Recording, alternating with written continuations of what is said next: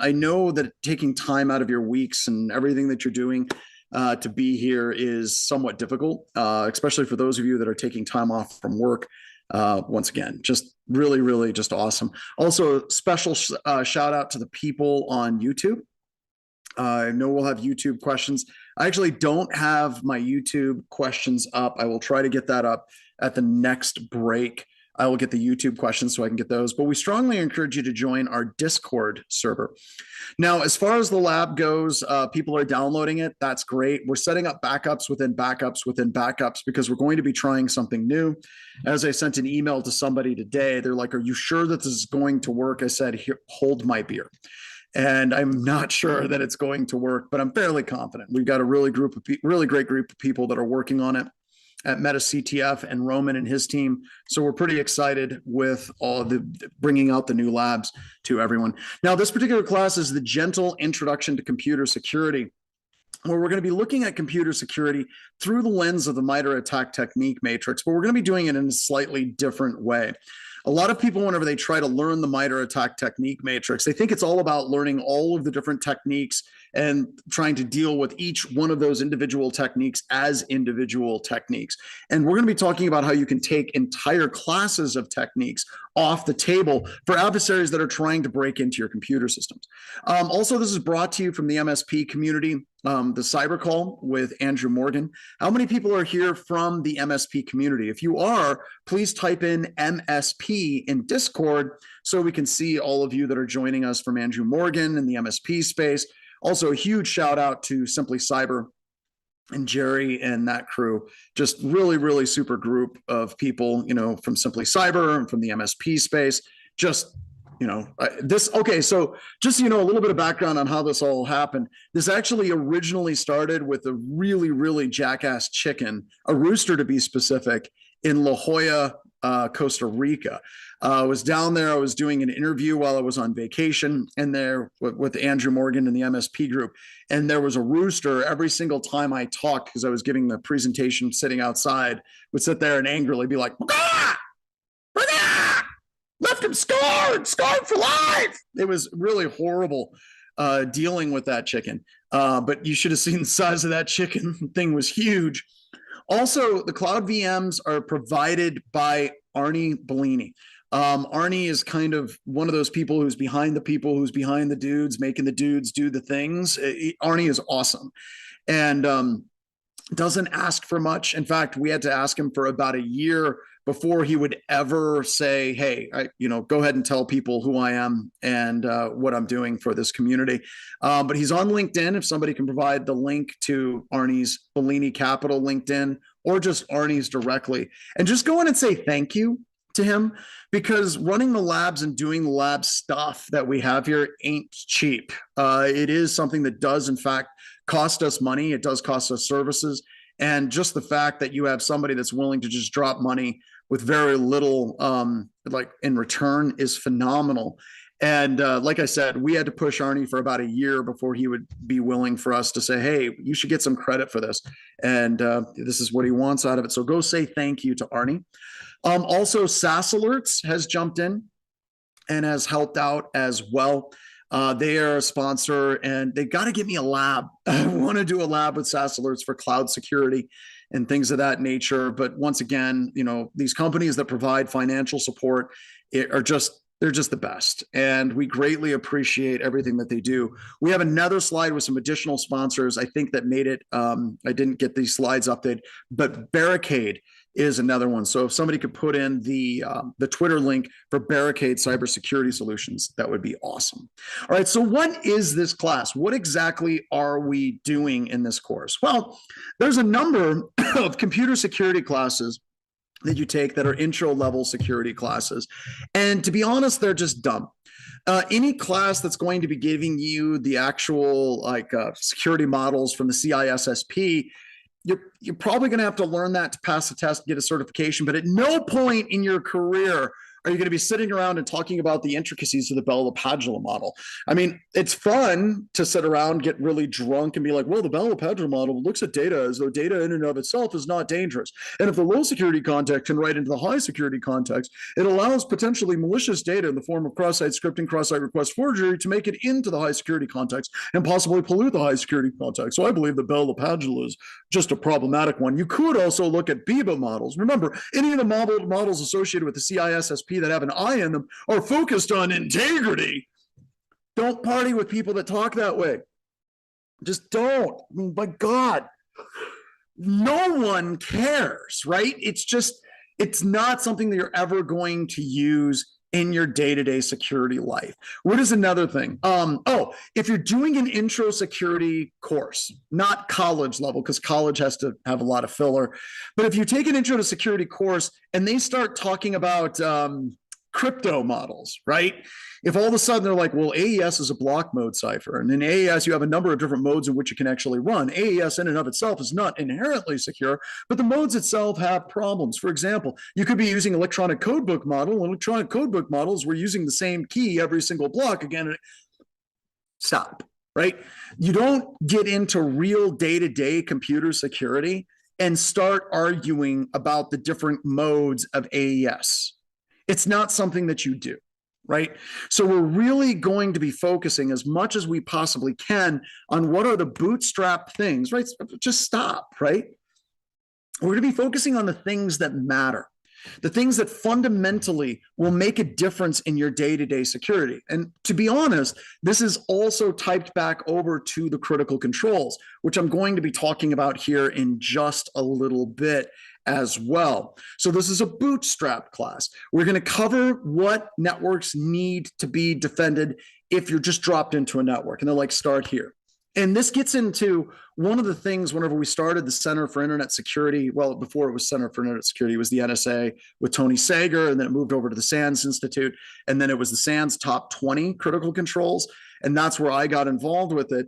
And we really tried to set up the controls in such a way that they were in order of importance, like inventory software, inventory hardware, do all of these things. And I think that that makes sense for an enterprise.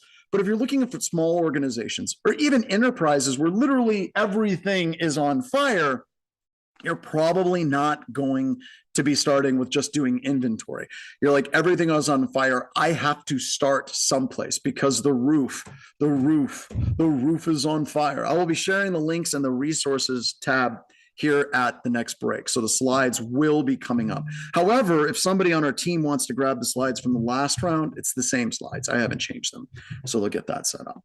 So we're also going to be looking at this from a BHIS perspective, because at Black Hills Information Security, we do over 800 security assessments and pen tests per year.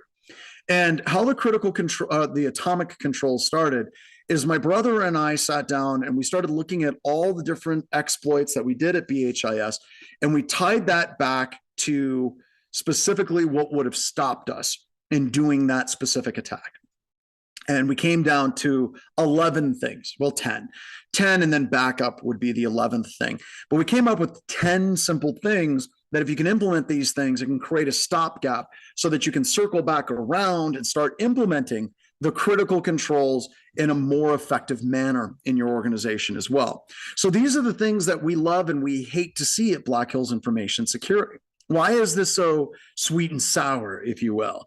Well, the reason why this is so sweet and sour for us at Black Hills Information Security is because we love seeing them because it means that our networks that we're testing are secure. We also hate seeing them because it makes our jobs more difficult, and we really like hacking into things as much as we possibly can.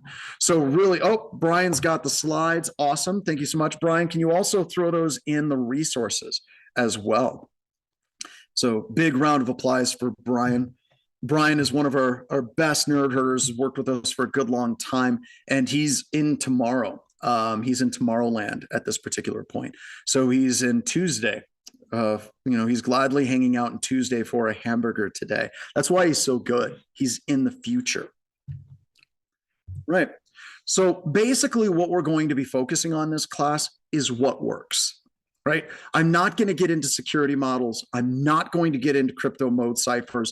I'm not going to get into weird esoteric things in computer security that a lot of people will talk about. Maybe it's going to be an RSA presentation, but I'm going to be focusing on what are the blocking and tackling daily hygiene things that you should be doing if you're just trying to do triage as quickly as possible in computer security. All right. So why are we tying this to the MITRE and critical controls as much as we possibly can? Because if you take these 10 things, all right, if you take these 10 things, there is a tremendous amount of things. Do I need to, let me see. Nope, that looks right. Do I need to turn my gain up? All right. Is that too hot or is that too low? I just turned the gain up. Too low. All right, let's turn it this way. There we go.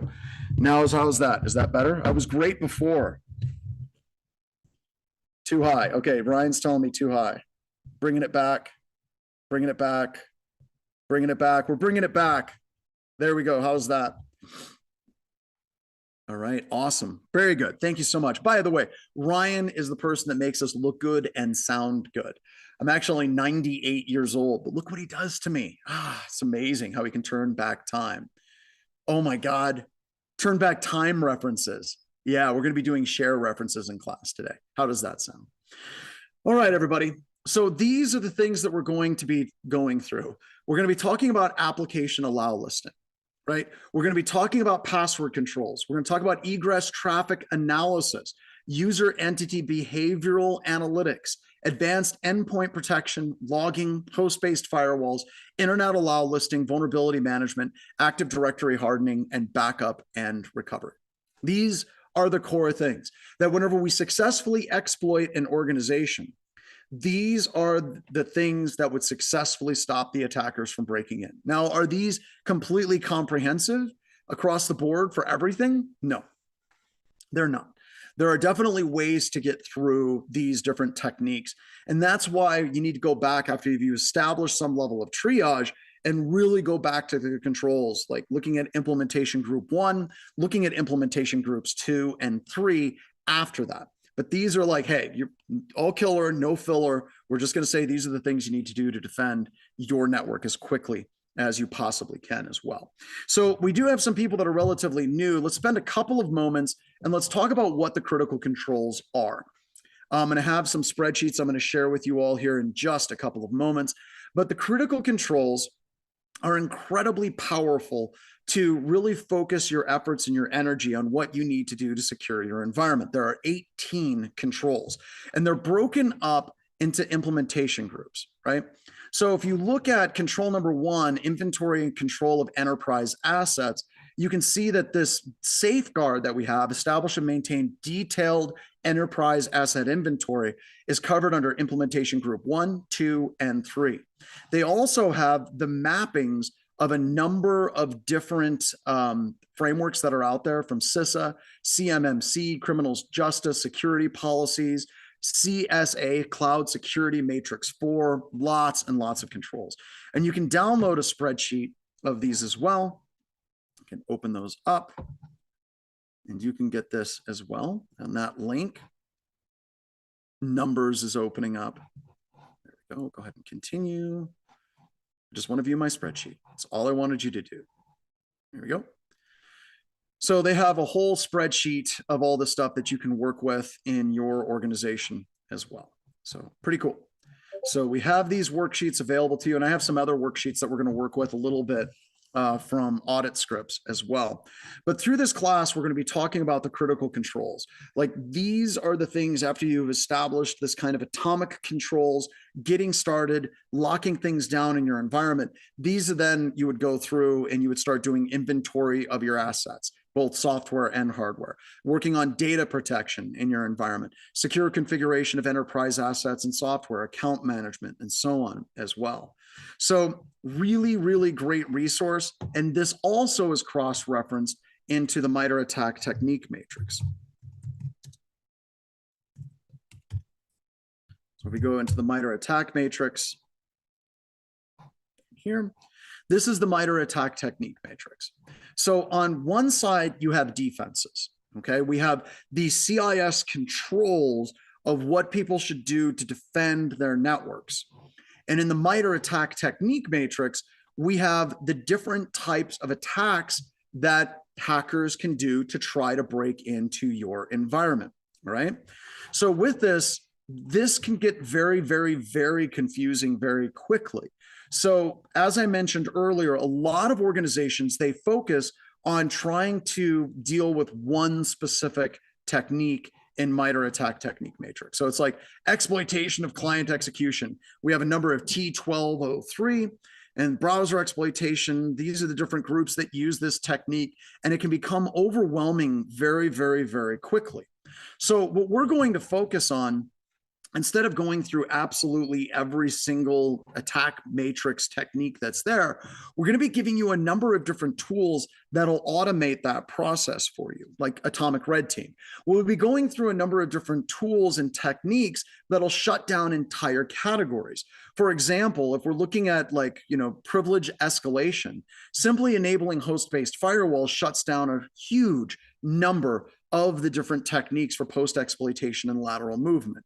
If we're looking at initial exploitation, doing something like AppLocker is incredibly effective for you shutting down that post-exploitation technique, or even like immediately trying to gain access to that initial foothold as well.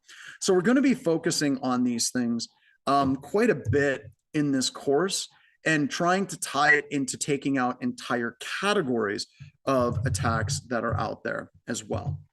So we are not going to be covering in this class intro to Windows, intro to Linux, intro to TCP/IP, intro to crypto, security models, CVK, data loss prevention, which never really stopped an attacker ever, NIST 800 series, or the exploit du jour that you may have out there. Why are we not going to be covering these things? Because we have the Intro to SOC Core Skills class that covers these topics. So if you're looking at it like, why doesn't he make this easier? I don't understand. We have an entire 2-day course, 16 hours spread over 14 days that we did about a month ago that covers these topics in depth, right? Not crypto or DLP, because once again, that doesn't solve anything. But intro to Windows, Linux, and TCP/IP are absolutely covered there as well. So please look at that as well. So once again, whenever we started the start of this particular endeavor, it basically started on the back of a napkin. I'm not even joking. We literally started on the back of a napkin. My brother and I were sitting in San Diego, and we started going through and looking at what were the different things that we can see that would have stopped us in our pen test reports. So we took these pen test reports, and at the time it was about 650. We're now over 800 assessments per year that we do. And literally everything that we got access, every single critical, we basically were like, what would have stopped us on this? And we didn't want to boil down to user awareness training, even though I think that user awareness training is important. I don't put it in the atomic controls, and I'll explain why here in a little bit. And there's my brother's class, the atomic controls, and auditing the atomic controls. So when we started tracking these and we started saying, okay, what are the different things that would have stopped us? Password complexity and multi-factor authentication jumped out right away. Patching and doing vulnerability management popped up right away. Looking at AppLocker and trying to do application allowlisting popped up right away. So we were able to see these things show up again and again and again and again as techniques that would have shut down a BHIS attacker. And then we also tore this back to our incident response team, looking at what hackers were doing, how they break into environments, how they move laterally. And this is ran by Derek Banks and Patterson Cake. And they basically looked at these 10 things and they were like, yeah, these are the exact same things that we are seeing as well in the environments that we're working with. So once again, incredibly powerful, just kind of getting started and trying to stop attackers from breaking into your environment. So there we go. Now, I mentioned the critical controls, and there's a number of resources available to you on the critical controls as well. And you all had links. We could reshare out the link to CIS and the critical controls. I think that that's fantastic and super helpful. But we have some additional resources that are very powerful as well. One of those resources that we have is audit scripts.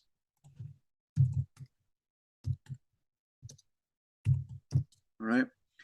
So if we go to audit scripts, which apparently, oh my God, I'm using Bing. I'm so sorry. Oh my God. Let's use Bing to go to Google. Yep. You're welcome.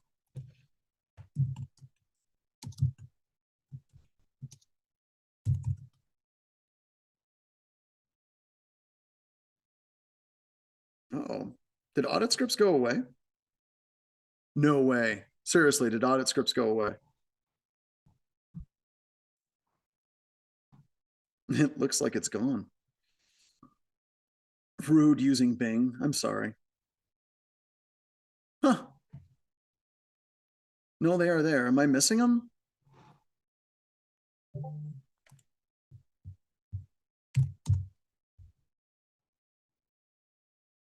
Yeah, it doesn't look like. All right, I'll just go to the slides. Let's go back to full screen there. All right. So the reason, once again, and there you go. Thank you so much for sharing that link. So it's CRF Secure Audit Scripts. Oh, it's been acquired by the Cyber Risk Foundation. Well, that's new. There we go. Thank you, Smokey. Appreciate it. All right. So whenever we're looking at the audit scripts, which we now have the new links, thank you so much. It's no longer audit scripts. It's now Cyber Security Risk Foundation, who have acquired them. They're at a new domain. Good to know. Good to know. We have a number of spreadsheets that are available that we can use from the Cyber Risk Foundation that we can use to help ease our process in trying to track what we do in implementing good security in our environment, because you're going to have to do something, right? And starting with a spreadsheet that you can work with, that has all the different tools, that has all the different categories and the steps that you can work through, is really, really helpful. And this gets into a problem of computer security. And I want to show you how this problem is absolutely manifest today. And it's sick because I don't want to deal with this anymore. I really want this whole meme to like go away because I'm tired of dealing with this crap. And we're going to talk about the NIST Green Book. For those of you that have been through this class, I think you're all going to be like surprised that we're still dealing with this. But if we go NIST Green Book, if we go back to the NIST Green, oh my gosh, do this. There we go. If you go to the NIST Green Book, this is basically, oh, thank you. That's not the one that I was looking for. If you go to the NIST Rainbow Series and the Green Book, the NIST Green Book talks about what are the standards for password complexity back in 1985, right? Here, let me make this bigger.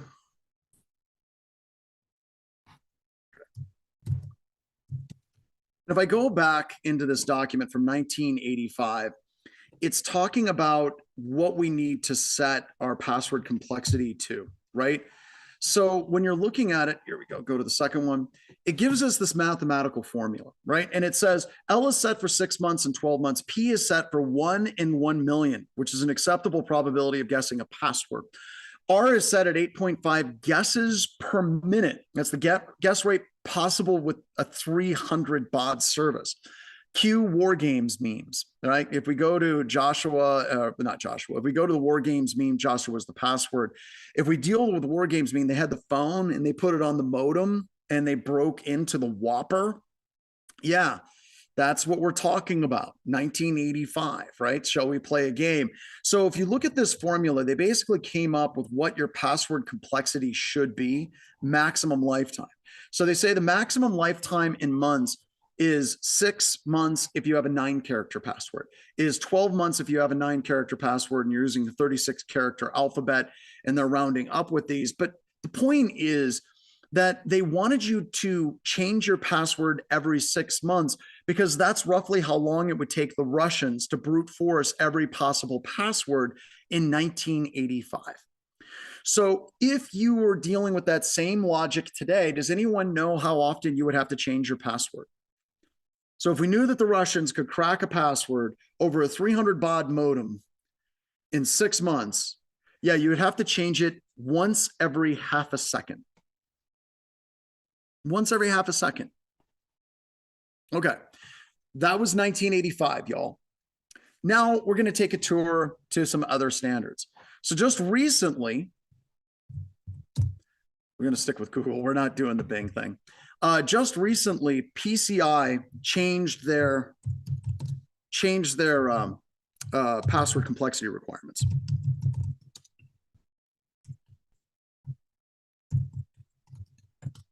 All right.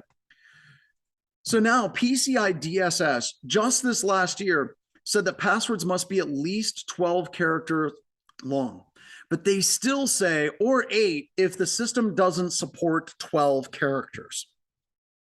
Okay, what does that mean? If I know that a system doesn't support 8-character passwords, what does that mean? That means they're dealing with the Solaris Spark 9 system or earlier.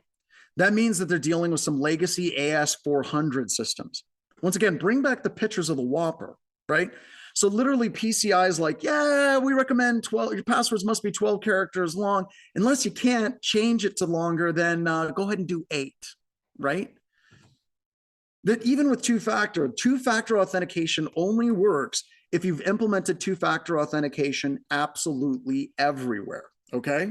And most people haven't implemented two-factor authentication absolutely everywhere, which we're going to get to. But before last year, the password complexity up until last year was 7 characters long. Up until last year, it was still 7 characters long. So literally, we had a password complexity standard up until 2023 that they looked at the NIST standard of 8 characters and they said, whoa, whoa, partner, I think you need to pump the brakes on that password complexity that you have from the insanity of 1985. All right? But wait, it gets better.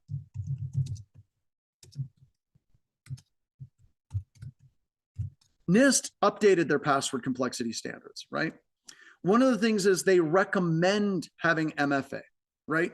They recommend having MFA. They recommend removing periodic password changes. And they're still recommending 8-character passwords. They recommend 15 characters, but they still allow 8 characters. Oh, no, maybe they did change it. But this is also something new, right? This is literally 2024, and NIST is trying to change their password complexity requirements now. You know, should be a minimum of 15 characters, and they should have a maximum of at least 64 characters, at least. So we're looking at password complexity standards whenever we're looking at computer security, and we're looking at how this stuff goes. We have these standards that exist, and they're built in 1985, whether it's the TSIC Orange Book series, whether it's the NIST Green Book, any part of the Rainbow series. And then these things continue to persist for decades until we actually get around changing them, right? So we've got to stop looking at things simply in terms of meeting the minimum. So Shed is asking why 15 character? That number means something. It's a very specific number. Does anybody know why 15 characters should be the minimum? Anyone? Good question, though.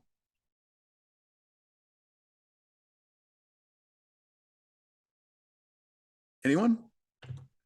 The reason why is because there are legacy systems in the Windows world that use landman. And landman password complexity is when you hash your password. It's not really hashing your password. It's taking your password, using it as a key, and then encrypting KGS exclamation point at pound simple $, and it's encrypting that string with your password as a key and then storing it. It converted your password to all upper characters, split it to 2 7-character sections, and then hashed them independently. So any password that was 14 characters or lower, if landman exists, they're easy, almost trivial to crack. That's why they went to 15, because once you go to 15 characters, then the only password hash that's being stored is the NT password hash, which is an MD4 password representation. And the password hash for landman goes to blank, which is AAD3B4, so on. So that's why they went to 15 on that. Nope, NetNTLM is an authentication protocol. It is not a hashing protocol. NT, Windows only has 2 password hashing algorithms, NT and landman. Everything else is authentication protocols. So good question. Good question. All right, so that's getting back to meeting the minimum. All right. All right, so audit scripts and the new people that are now housing audit scripts, they have a whole bunch of really cool spreadsheets that you can use that make this whole process that much easier for everyone to work with, right? So if we're looking at like audit scripts, it breaks down each of the controls on the bottom. You can see on the bottom, we have CSC 1, 2, 3, 4, 5, 6, all the way up to 18. And then the main sheet is showing you your completion of how complete across each of the different controls you are in implementing those. And it breaks it down into really, really, really simple manners, like it makes it very digestible. So it's basically like, do you have MFA enabled on all of your stuff? Do you have a policy for this? Do you have a process for enforcing it?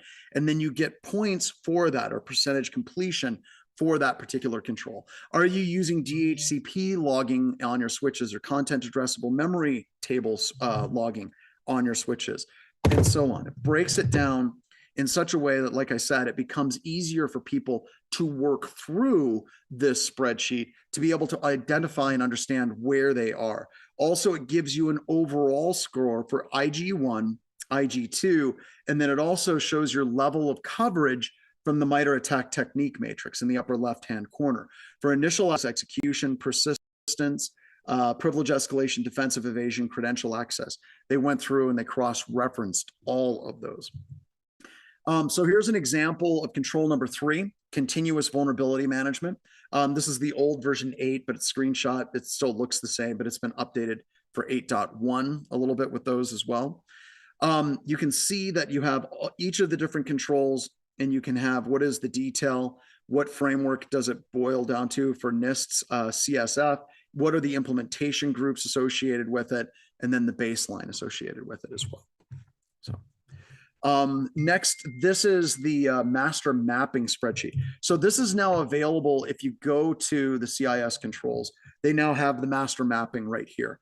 So if I was to go through and let's say in your organization, you wanted to implement allowlisting authorized software, which is going to be the first section that we're going to be working through in a lab as well here in just a few moments.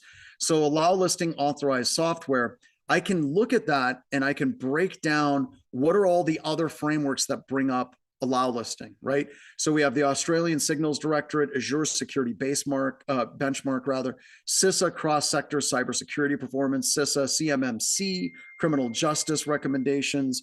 It just goes on and on and on. And the reason why that is so important for what they're doing is because they want you to understand that this isn't just something that the Center for Internet Security is talking about, that there's a whole host of other organizations all over the world that are also discussing these things as well. So it looks like it's paywalled. All right, well, at least here, if we go to the controls navigator, people can drop in a link for the controls navigator in Discord. That would be super cool. In controls navigator, it's master mapped and cross-referenced here as well, which is just great. So if you look at your different organizations and what you have here, it's really, really key to look at what is your market vertical. Are you going to be looking at Cyber Risk Institute? Are you under DOJ? Are you under ISO? Are you under CMMC, which is like everybody these days? Are you looking at CISA? So it allows you to look at it holistically for each of those different frameworks, because once again, the Center for Internet Security is a Rosetta Stone. If you can meet these specific control framework objectives, then it cross-references to a number of other control frameworks. But down at the bottom, you can see MITRE ATT&CK Enterprise 8.2. It shows you what are all the different techniques within MITRE that if you do application allow listing, it allows you to stop these attacks, or at least shut these attacks down as well. So really just awesome. And this is something we're going to be referencing back to again and again and again throughout the entire class as well. So let me go back to my slides. I'll just jump over some of these.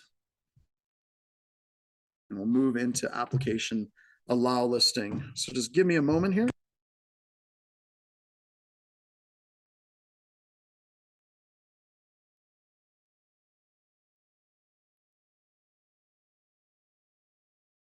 you go. So now let's jump straight into that application allow listing, right? So if we look at that application allow listing, I want you to look at all of the controls that this shuts down, right? You're going to, or it's not controls, all the MITRE ATT&CK technique matrix techniques that it shuts down. Look at this: exfiltration over Bluetooth, remote desktop, distributed comm, object model, SSH, VNC, masquerading.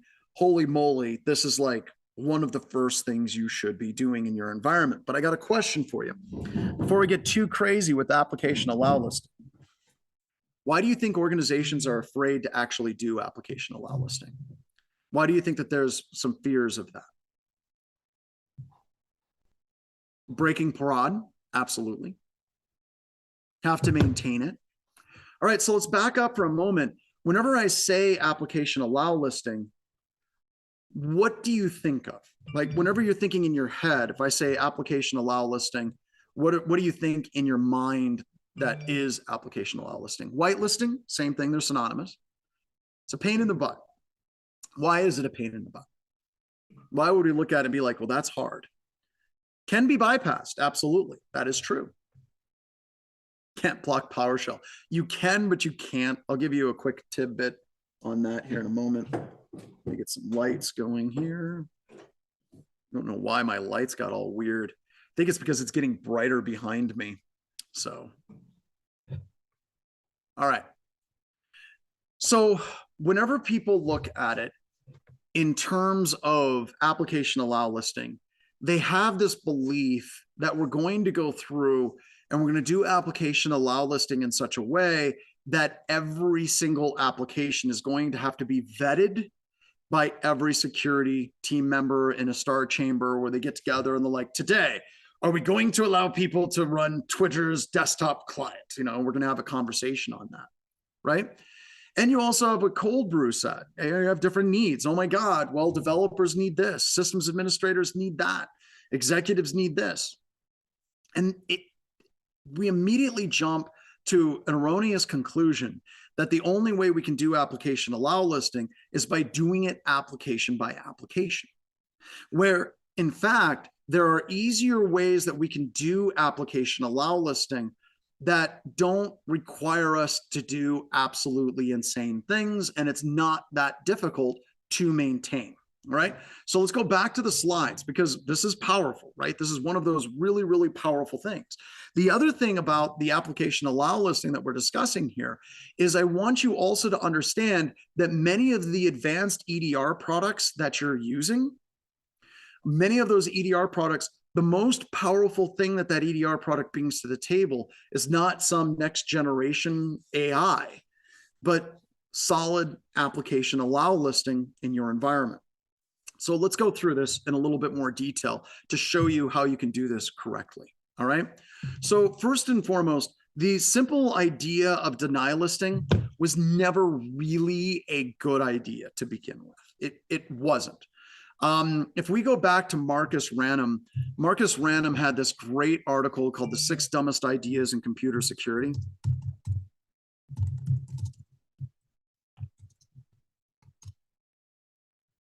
Right here. And he said default permit is really bad. Enumerating badness is what most AV products do, right? So what most AV products out there that are signature based do is they will go through and they will try to find known bad and stop known bad from executing. So we're going to enumerate what is evil. And gives you an idea how long this was. You can see his timeline references 1994 to 2000. So Marcus came up with this like a long time ago. And for those of you that don't know who Marcus is, he's generally looked upon as one of the original grandfathers of creation of the firewall. Like that's how far back we're going. Homeboy literally created the first toolkit that was widely used for creating and working with firewalls. That's nuts, right? So he talks about this enumerating badness where we're going to try to identify each virus, and then we're going to create a signature to stop that virus from actually executing on a computer system. That is really not a good idea. And this is something he said was a bad idea all the way back then. So it was always a bad idea, but the psychology of denylisting makes sense to human beings. So let me kind of walk through why it makes sense to us as human beings. All right. So let's start at the very beginning. We're going to go all the way back to Ugg and Thug. I love using this analogy, do it all the time. So we have Ugg and Thug. Ugg and Thug were friends. Ugg was big, Thug was small.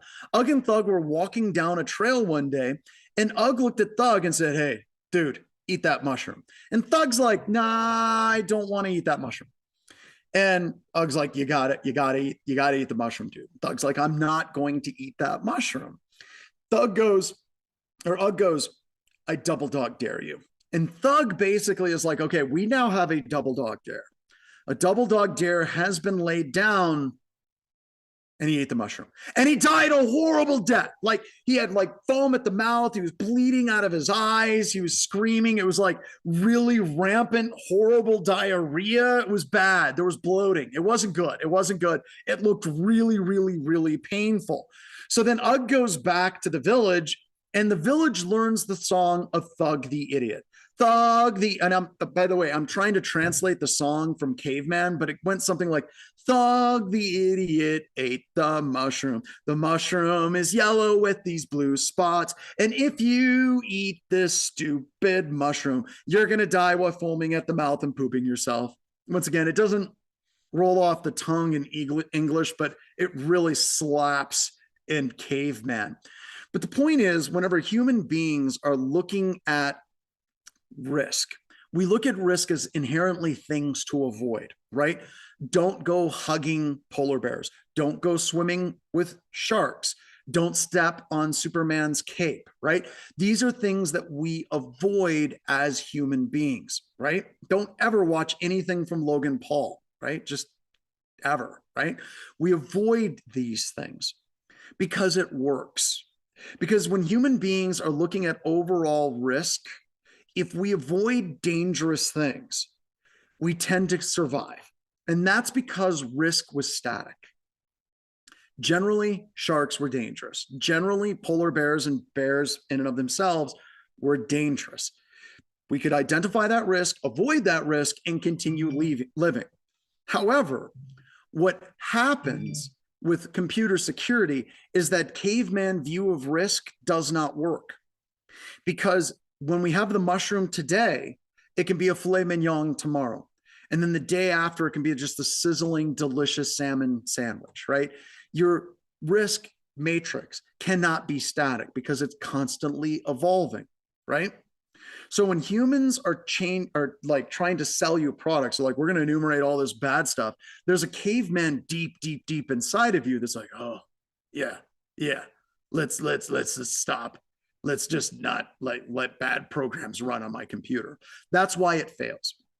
Because all we have to do is not be that signature, not be that mushroom. Change our malware in such a way that it is now easier to bypass any of the different AV engines because they're simply looking for basic signatures as well. So when we're looking at this, we need to look at it from the perspective that denylisting has not been working since 1999.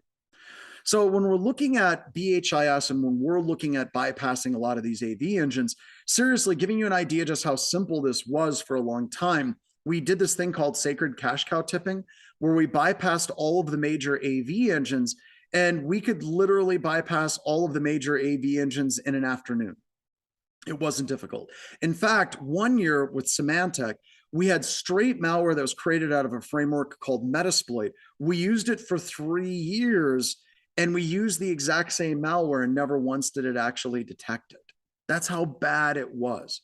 Now, we're going to be talking about this in EDR, which is, a more advanced AI type antivirus a little bit later.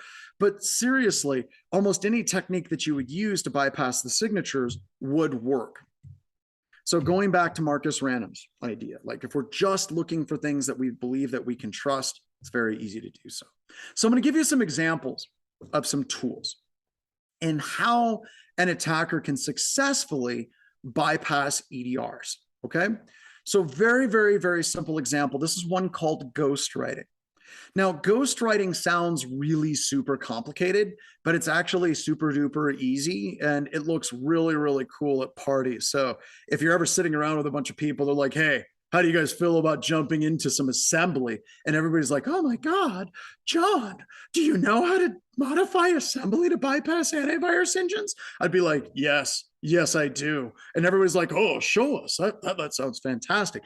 And then I do it and everybody's like, holy crap, I didn't know that was possible. That is so cool. Cue that to be the list of things that was never, ever going to happen in your entire life, ever. But what you do is you create an executable, right? Then you convert it to a .asm file. Then you edit the assembly file, and then you convert it back to an executable. All right. Now, the first time I ever saw this done, it was at the website pentestgeek.com, and Royce Davis did this.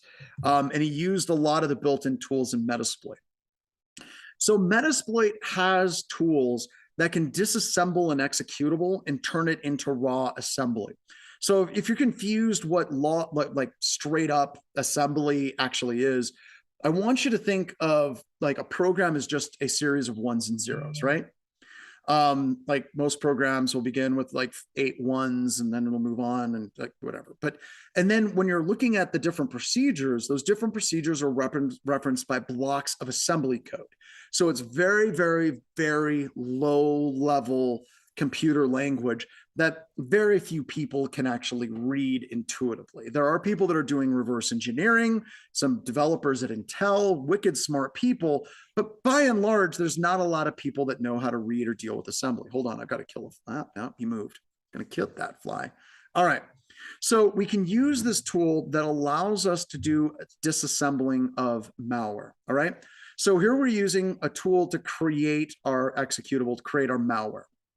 We set in the options, Windows Meterpreter reverse TCP, lhost, we're setting as our IP address. We're setting an L port to come back at port 8080. We're going to kick out raw binary, and then it's going to just dump to a file called raw binary. By the way, who here wants to create a virus? Has anybody ever wanted to create a piece of malware from scratch? Anyone? Can I get a show of hands? You got a handful of people that are interested in creating malware. Guess what? You're going to create some malware a little bit later. So sit tight. It's going to be awesome. Very, very cool. So you'll be doing this. However, we're not going to do the disassembly. So what we do then, after we have a binary, we will use this tool called disassemble.rb that'll disassemble an executable into its assembly. So if you look down here, you got the entry point 0, CLDs, call sub HC, 8ch, push AD. We've got move ESP into EBP. And then we have this weird thing called XORing. What's that? That's weird. I don't know what that is, right? How many of you know what is XOR? Anyone know what XOR is? Anyone? Several people are typing. That's fantastic.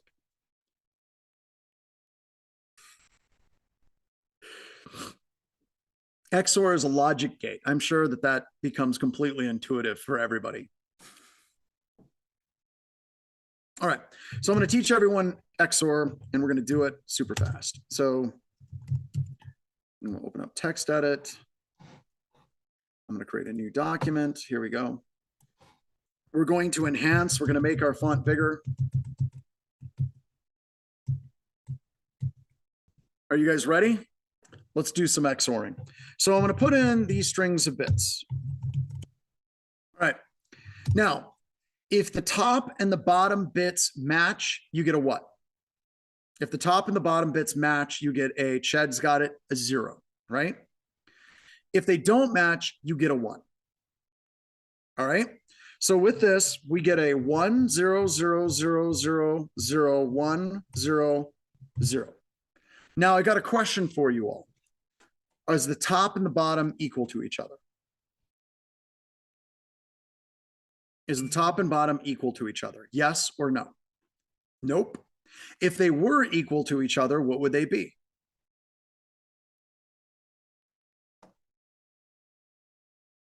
They would be all zeros. So with XORing, you can do a couple of different things. One, you can do comparison. where you can check and see if two separate strings of ones and zeros equal each other. Okay. The other thing that you can do is you can clear registers. So with this, we're basically copying or XORing a register from itself to itself, which is always going to be 0 every single time. So why do you care? What does this matter? That means you can do anything to that register you want. Anything at all to EDX. You can add 1 to EDX minus 1 to EDX. You can add 20 to EDX, you can subtract 400. Doesn't matter, because at the end, it's always going to XOR EDX with EDX. So what we can do is put in a bunch of push, pop, add, subtract, multiply, do all kinds of crazy things right before that EDX XOR function, because at the end, it's going to be wiped out. And what's really weird is this isn't hard. There's lots and lots of clearing registers in assembly. You don't have to know what anything is going around it at all, because at the end, it's just going to be, as Shoshana said, neutralized. Everything you do will be neutralized. However, you're going to be changing the actual code in such a way that it's going to stop matching the patterns that antivirus engines tend to look for as well. So super easy way that you can do this to bypass some antivirus engines. And then you can convert it back from assembly into an executable using something like peen code. Yep. What's another one that we have? Waiting for it to come. I don't know what's going on. There we go. All right. So the next thing we can do is we can use a variety of encoders. On antivirus engines, there is, not on antivirus engines, within Metasploit, it has the capability to do encoding. Now, originally encoding was created to basically get rid of bad characters that would be terminator strings. Things like AFFF00, if you have those in your code, in your exploit, odds are a string copy function is going to stop processing whenever it gets to that AFFF00. And now there's a bunch of bad characters that are out there. Metasploit has tools to avoid those bad characters, and it puts them in the form of encoders, okay? So with these encoders, Metasploit has it built in, and they were designed to allow the malware to execute. However, they also help bypass some very basic antivirus engines out there as well, right? I know you guys can hear my text alerts. I'm waiting for text to come through because I'm waiting on some cool stuff, but I just got the cool stuff, so we're ready to go, which I'm really excited about. All right, I just shut them off, right? So this is built into the Metasploit project. There's also evasion modules that are explicitly set up for bypassing antivirus engines as well. Then you have entire tools like Unicorn that is maintained by ATT&CK and Dave Kennedy that kind of shows you what are the different types of bypass techniques that work today. Now, a fun story about this, I was presenting with Dave in Washington, D.C. This was a couple of years ago. And all of a sudden, every antivirus vendor on the face of the planet was able to detect everything that was being done by Unicorn. And Dave and the team jumped in. They went through and they came up with new ways to bypass, did some slight modifications. They were caught again. And then they made another set of modifications, and all of a sudden, all the AV engines stopped caring. It's almost like they gave up after a while. So this is literally a tool that makes it super easy for you to do a lot of these different types of encoding and bunch of examples that you can work with to be able to bypass antivirus engines as well. So somebody said, will this be available to watch afterwards? I had to drop at the meeting. Absolutely. We're going to get into a different section here in just a little bit. But yes, it is recorded. All of these sessions are recorded, and it'll be showing up in the resources for you to look at the recordings tomorrow as well. So let's now talk about stopping a lot of this stuff. How do we actually shut these different attacks down? Well, we shut these particular attacks down by using a good EDR. We're going to talk more about that here a little bit later in the course, probably on day 4. But the other thing that you can do is you can use application allow listing. Now, let's go back to one of the big concerns that people had about application allow listing. It's really, really hard. It can be. If you try to do application allow listing in such a way where you have to go through and choose every executable that's allowed to run, you're going to be chasing your tail and chasing that dragon. It's like the world is a windshield and you're a bad windshield wiper scraping against it. You'll be doing all of this and you're not going to have a good time. And not having a good time in computer security is bad. But you have to focus on having fun. And it's fun to have fun, but you have to know how. So instead of doing application allow listing, we're going to allow list each individual executable. You're instead going to focus on directories. On your Windows computer system, when we're focusing on Windows, programs execute in specific directories. And you can go through and you can say, these are the directories that programs are allowed to execute from. This will shut down a tremendous number of initial access techniques that attackers use, like downloads, desktop, drive-by attacks, temporary internet directories for downloads from browsers as well. Is this 100% effective? Hell no. Is it like high 90s? Yes, it absolutely is. And once again, this is one of those areas where a lot of advanced antivirus, anti-malware products that use good solid AI, machine learning, all that jazz are very effective at dealing with. So instead of trying to block or allow everything individually, we're going to identify which directories things can execute from.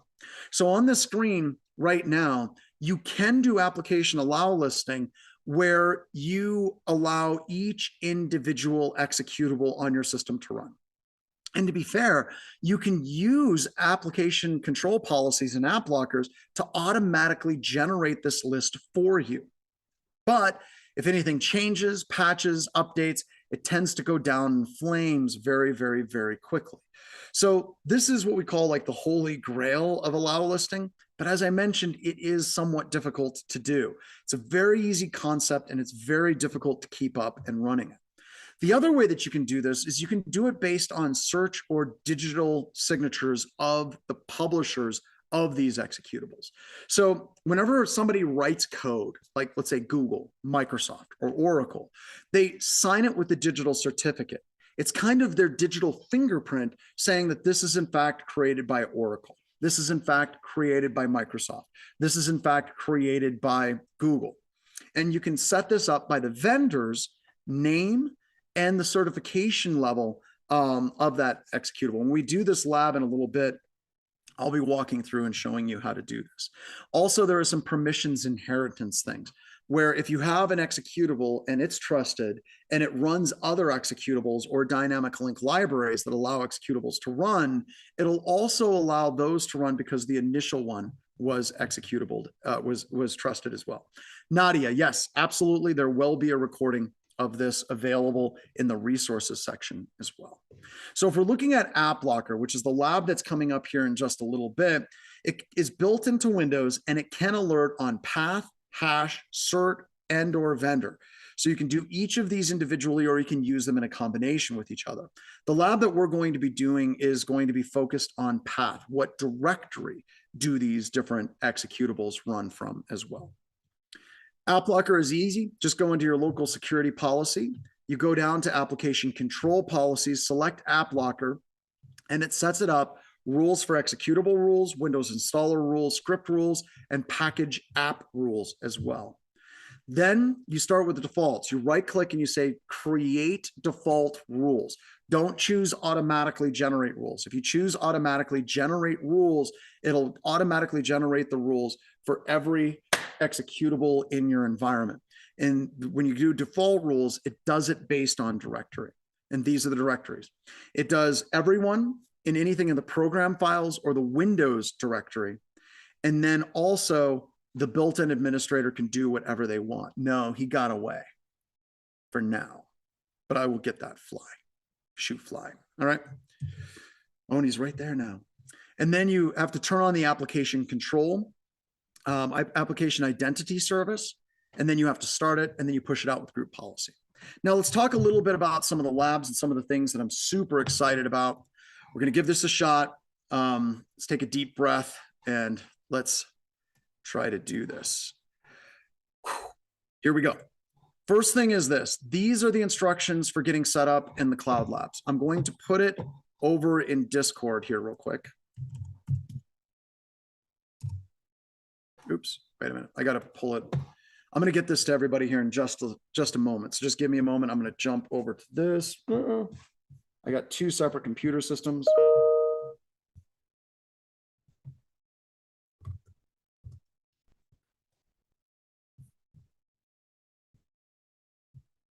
Okay, so just give me a moment here. Let me copy this link. Here we go, everybody. Deep breath.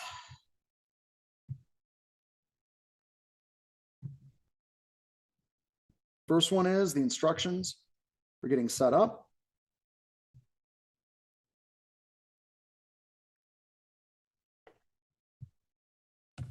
Here we go. I'm going to put that in resources. And the second one is the new updated labs.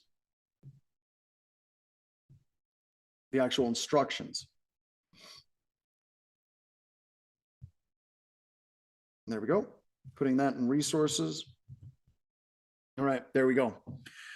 Okay, so what is this that we have given you? So let me show you.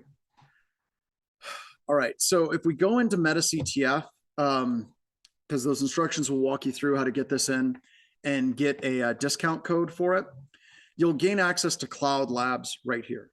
All right. By the way, folks, this is something you don't need the VM for. The VM is a backup for this. So cross your fingers. I hope it works. So you go into Cloud Labs and you will get a code, and that code is in that Google document, right? So here's the code right there. You can see a bunch of people are copying the SCS code right now. And that gets you 16 hours of lab time. Okay, I'm going to talk about that here in just a couple of seconds, right? So I've already put in my code. I have a number of machines, and it's going to open this up down here, and you're going to select View and Manage Lab, all right? Now, this lab that we have created for you is made up of two separate virtual machines, right? One of them is the Windows Server 2022 lab. The next one is the Kali Linux VM, all right? I'm going to start these two up, all right? So I'm going to click Start Lab. There we go. Now it takes a couple of minutes for it to start. And while we're waiting, I'm going to show you what this lab is that we're working on. So we're going to do the AppLocker lab.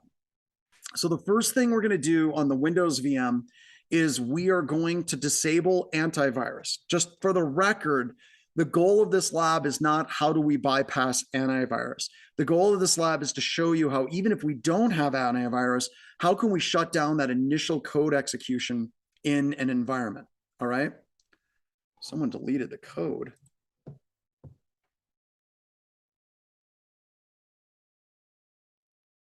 Can somebody put it back? Can we all edit it? I know I can edit it. There we go. It looks like it's back in.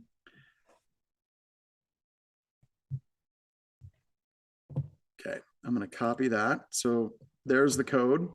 Hold on. Let me text Roman real quick.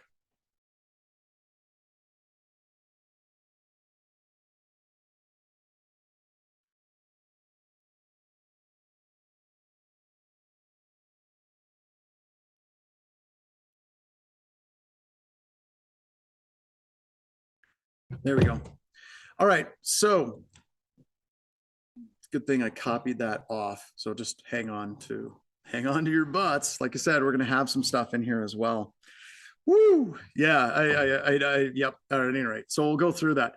So we're going to set the preferences to where we will disable antivirus once again, right? Nope, completely different. All of the instructions are different on the VM from the Cloud Lab instance that we have as well. And by the way, after I walk through this, I'm going to create a separate Google Doc that is read-only to everybody, and we will switch over to that one as well. Yeah, I think everyone has right privileges to it as well.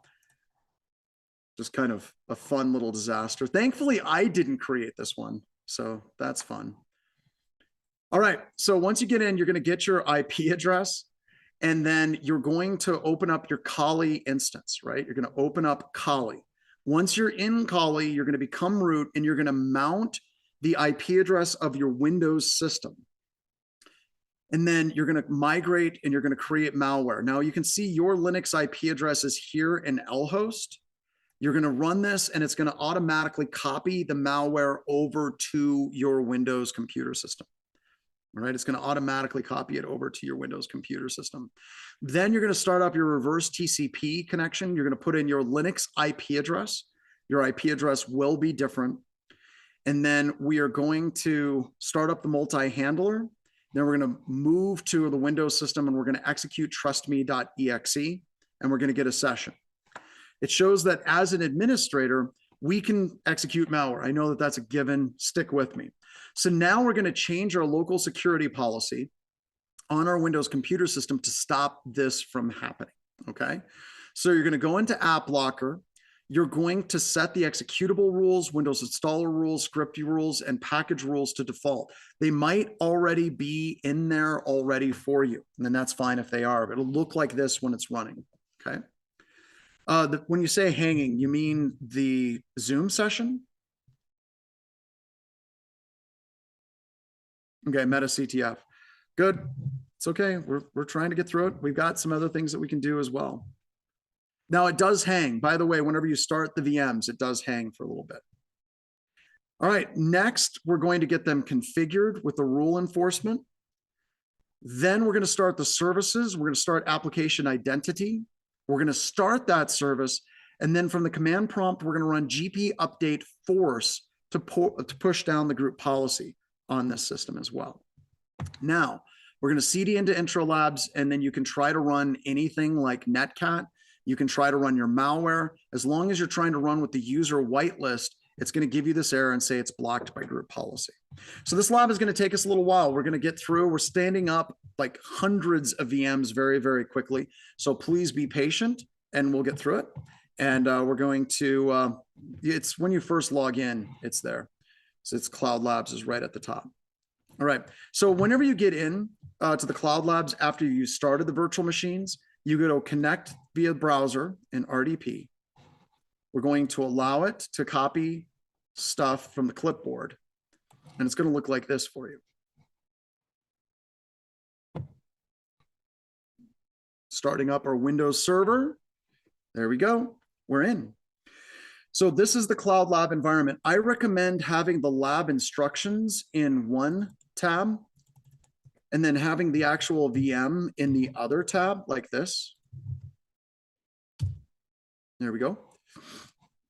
And then you can start going through the instructions. Now, once again, you connect to your Kali terminal from your Server 2022 terminal. It's over in the resources tabs. So Shoshana, go over and look over in resources. You have the link there.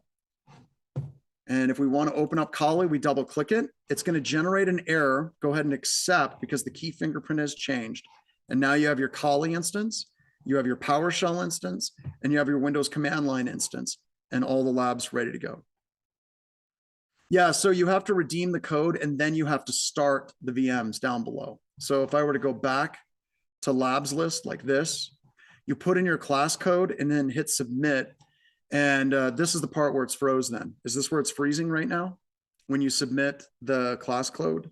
Okay, cool. All right, we'll sit tight, refresh here in a couple of minutes. I'm gonna get on the phone with Roman and we'll get you guys all in. Don't worry, we're all gonna get through this. So get rolling. I'm gonna go on AV mute and contact Roman and I'll be right back.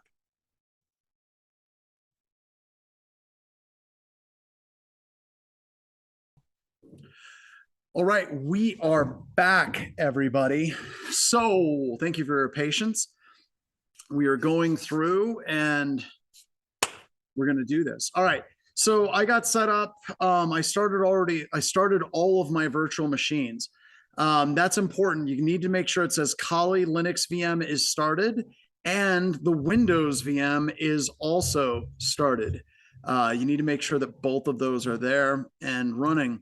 Now, I'm going to go through and we're just going to go through this lab step by step by step so everyone can see how it works.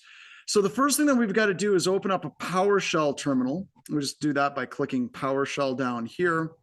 And then we are going to move this annoying little bar at the top from Zoom. There we go. And we're going to copy and paste this command to disable the AV on the system.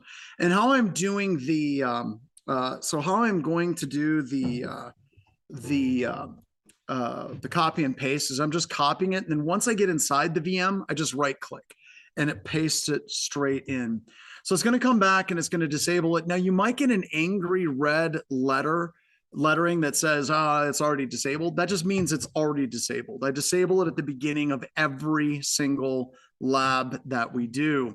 Then I'm going to make sure that my firewall is disabled as well, because we're going to be connecting into this VM and uploading malware to it, so that we've got that set up. Now I'm going to set the password. I ask you to set your password to something a little bit better than mine, but I'm going to go ahead and just password in the net user, set the administrator password. Oh, I did it twice. Command's so nice, I did it twice. There we go. So we're going to add myself in with the password of password 1234. Now, the reason why we do that is because we want to set it to a password so we can log in and upload the malware to it. By the way, the links for getting the VM in the cloud and the link for the labs are in the resources getting started. Finally, I'm going to capture my IP address. This is a lot of housekeeping. Just making sure we've got the IP address of my Windows system. The password is set to a password of password 1234, which is a horrible password. No one should be using that password as well. And now we're ready to exploit said Windows computer system. Now, a quick point I just want to get across. Can you guys see my screen okay when I'm running these commands, or do you want me to zoom in a little bit more? Okay, you want me to zoom in? Yeah, I think Really zooming small. in about another 50%, John. I gotcha. All right. So I'm going to open up my Kali Linux terminal. There we go. And then I can start zooming in on this.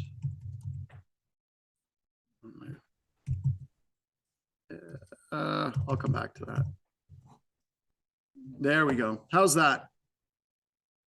That looks good. All right.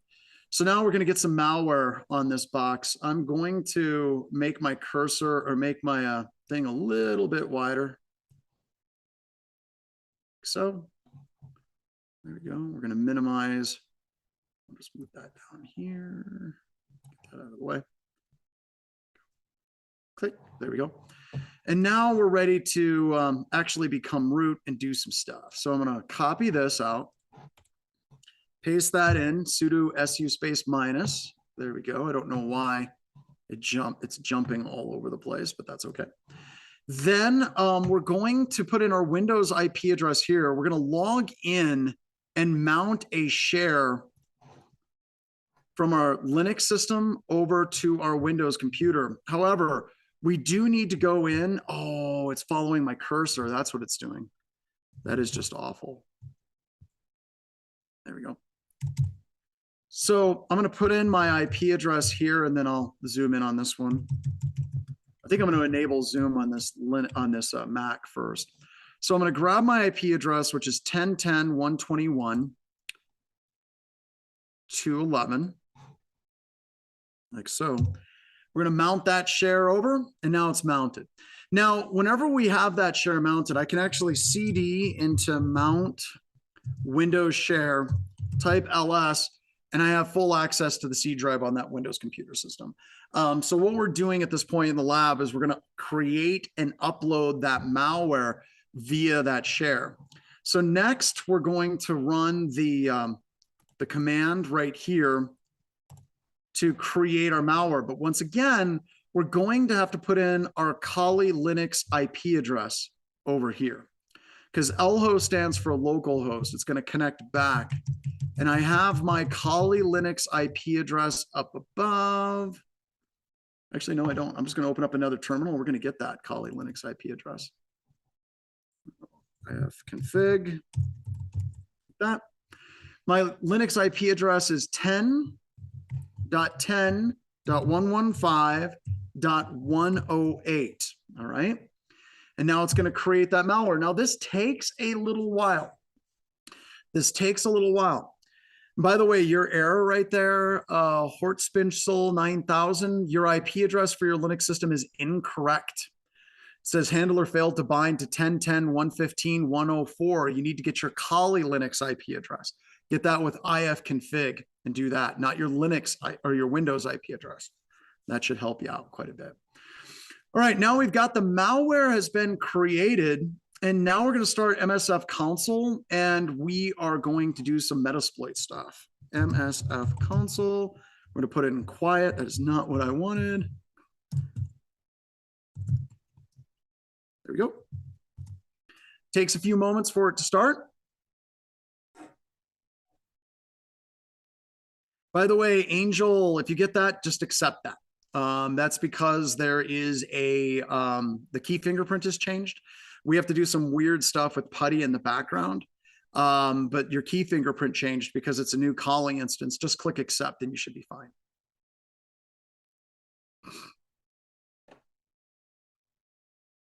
All right, so just a few moments, we should be able to keep going.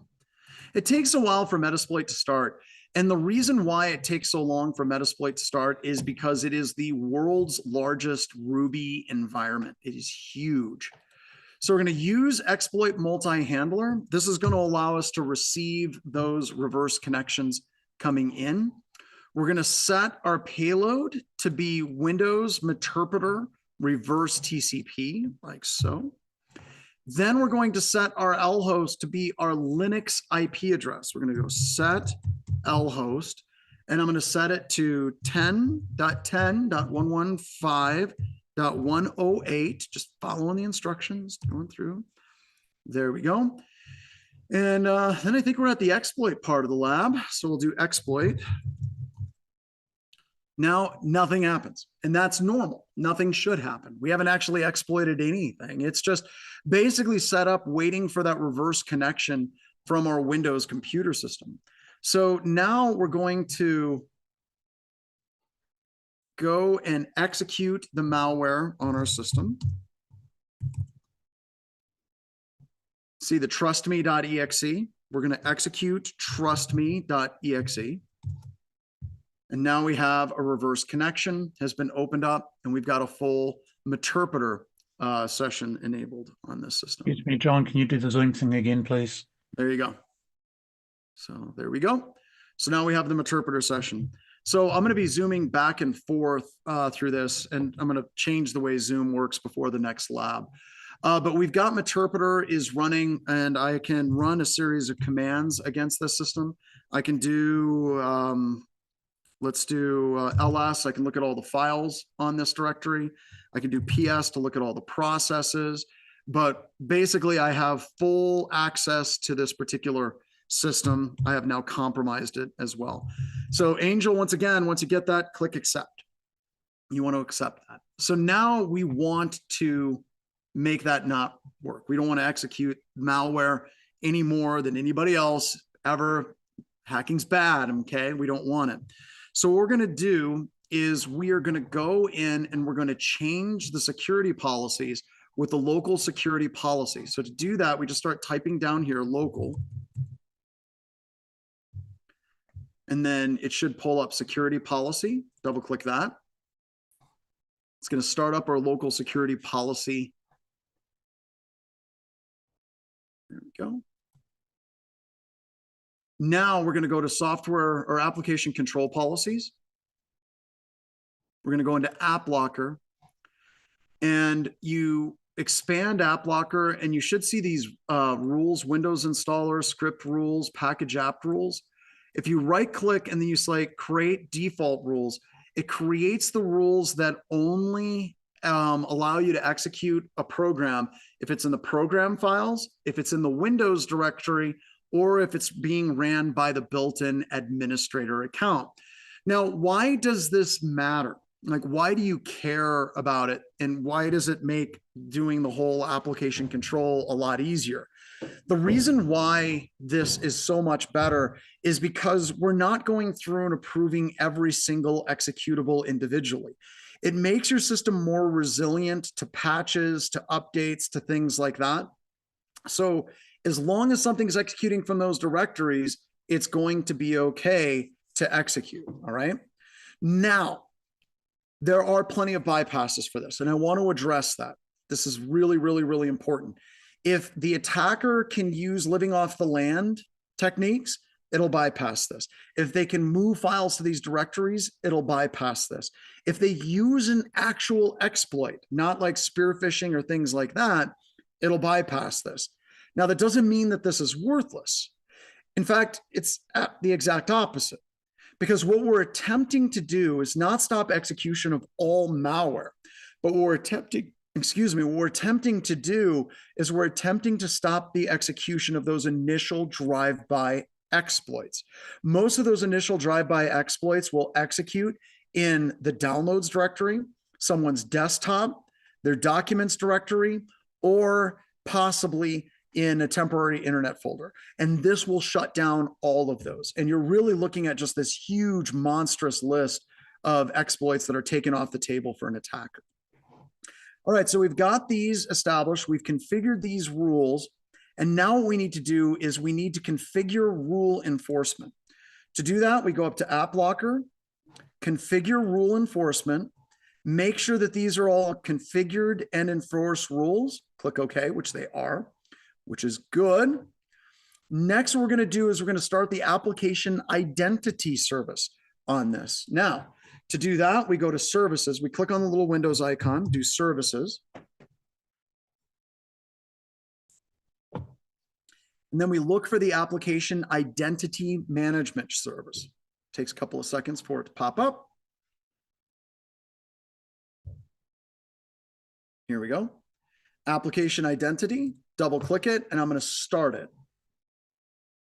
Nice. Got it. There we go. So now our application identity service is up and running. Now we need to push a group policy update to the system with GP update /force. Like so.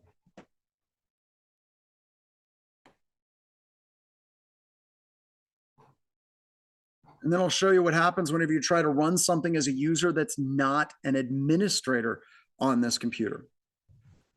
We're going to CD into Intro Labs.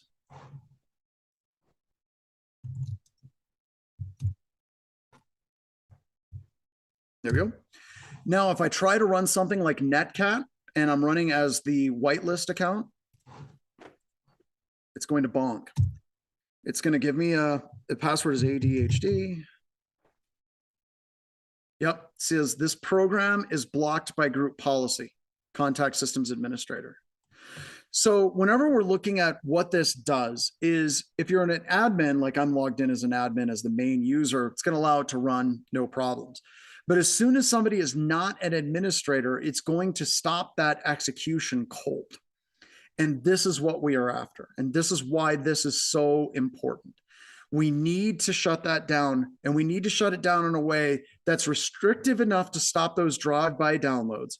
And we want to make it so it's permissive enough that the system can update itself, that users can run the programs that they need to do their jobs.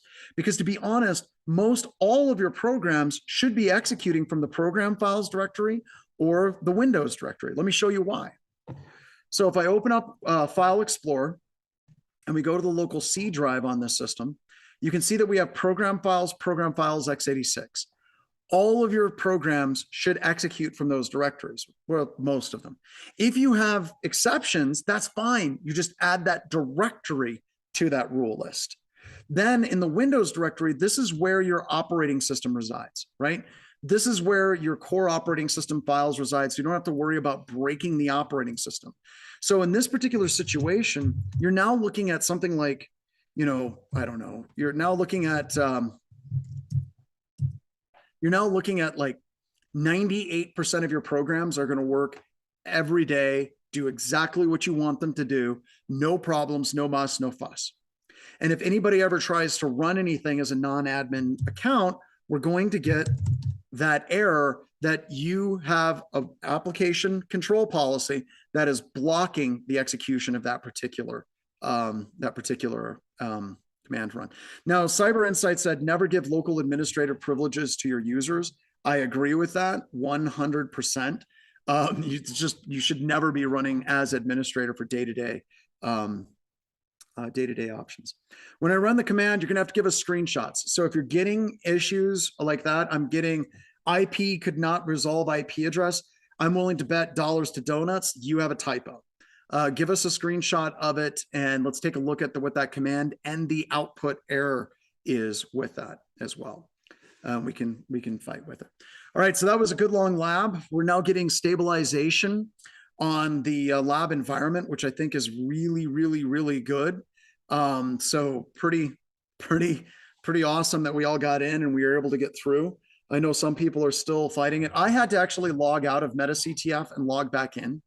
And then it started working. It still was a little bit slow. But some of the problems, and we're going to go through and kind of document the problems that we ran into, right? Just so everybody knows. So we got start all virtual machines. We had a bunch of people that just started their Windows VM and they didn't start their Kali VM, right? So we do that. We also had some people that had some typos. That happens in every single lab, and that's fine. That we expect that. That's especially true whenever we have people here that are trying to that's exactly as it should be, ready to go. ITSOC, go to the next instruction. It shouldn't do anything at that point. There's no magic that happens. Where you see ITSOC is where you should be. Go to the next instructions. All right.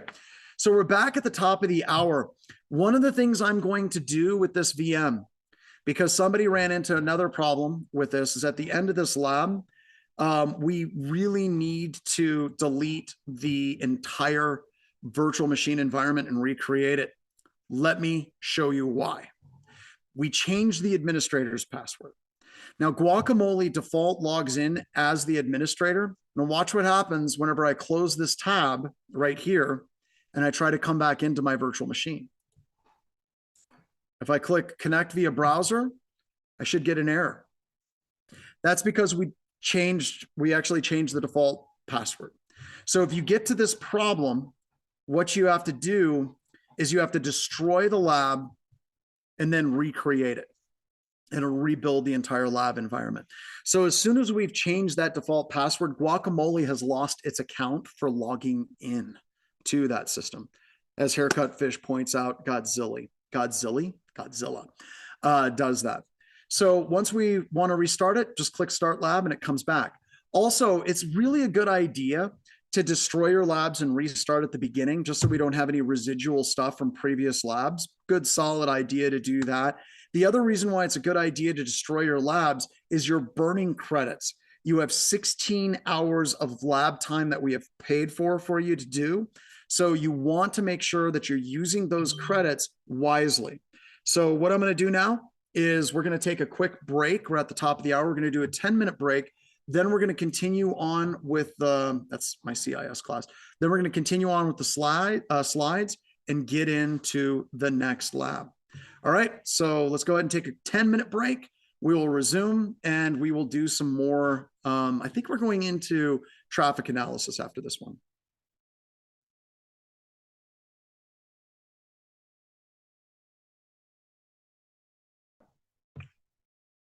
All right, I got a question. Before we move on, do you guys want me to go through that lab again and show you where you guys are making mistakes? Because I sure can. I want to make sure that people kind of understand the flow. Or are we good to keep going? Okay, all right. So I'll show you guys. Where the mistakes are happening. A lot of the mistakes are happening in the IP address. Now, it doesn't mean this, but I want you guys to use this as a mnemonic device. In Metasploit, when it says lhost, that means your local host, or mnemonically Linux host. That's not what it means in Metasploit. But if you see that lhost, just think Linux host from a mnemonic perspective. That is your Kali Linux IP address. When you're mounting a share, you're putting in your Windows host because you're mounting your Windows system.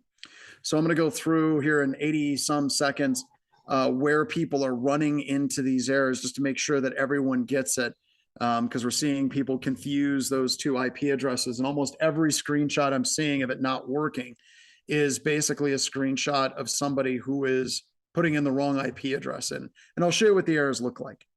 Let me see here. Yep, and a lot of you are trying to type things in. Like an example, Yizard says, now I'm just stuck here. And the error is telling you exactly what's wrong, because you put in set payload Windows Meterpreter reverse TC. You didn't copy the P. So that value specified payload is not valid. So there is no payload specified because you forgot the P in copying and pasting on that. PhysX, you're running a lab. It looks to me like you're running the lab instructions from the old lab instructions. You need to be on the labs remastered. You need to be on the labs remastered on that. So just kind of going through that. I'll go through and we got 10 seconds and I'll show you kind of where people are making mistakes and I'll show you what the errors look like that you are getting. Okay. 3, 2, 1. Here we go. Connect via RDP. Now I'm going to ask you guys, why did I destroy the lab and recreate it? Why didn't I leave it just running? Why did I destroy the lab and recreate it from scratch? Anyone? Yeah, we changed the admin password. What did we change the admin password to? Yep. And it saves us credits, right? We like those sweet, sweet credits. It's mine. All right. So, and like I said, I don't mind taking time on this just to make sure that everyone, I'm not going to go through and do the AppLocker. We're just going to focus on the Metasploit part of it. So first thing I'm going to do is I'm going to disable antivirus. Once again, I'm disabling antivirus because the goal of the lab isn't how to bypass antivirus. That's not what we're doing here. Now, when your VM first starts up, it tends to hang a little bit because it's literally getting everything running and trying to get everything started. So come on, PowerShell, you can do it. And I copy and I right click to paste in. Copying and paste is your friend. So we're going to go ahead, disable the antivirus. We're also going to shut off the firewall so we can connect and upload our malware to the system. Okay. Then I'm going to do net user.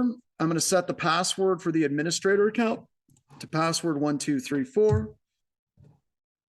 And then I'm going to get my IP address. Now that IP address is specific for my Windows system right there. So I've got everything I need and nothing I don't right there, ready to go for my Windows system. Then I'm going to get my Kali Linux terminal up and running. I'm going to accept this error message because it's cool. Cool. I want to see if there's a way to make my font bigger.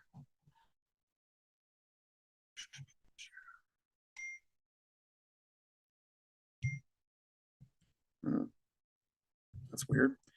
All righty. Appearance. Never mind. Just cancel that out. There we go. So now I'm going to go through the instructions. What's going on here?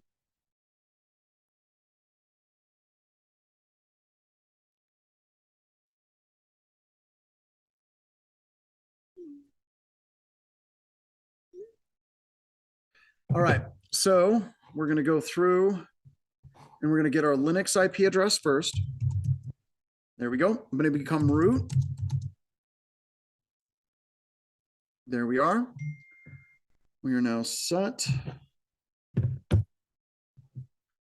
There we are. Now let's do the first one. All right. So the first IP address that you put in here has to be your Windows IP address. Hold on. Just give me a second.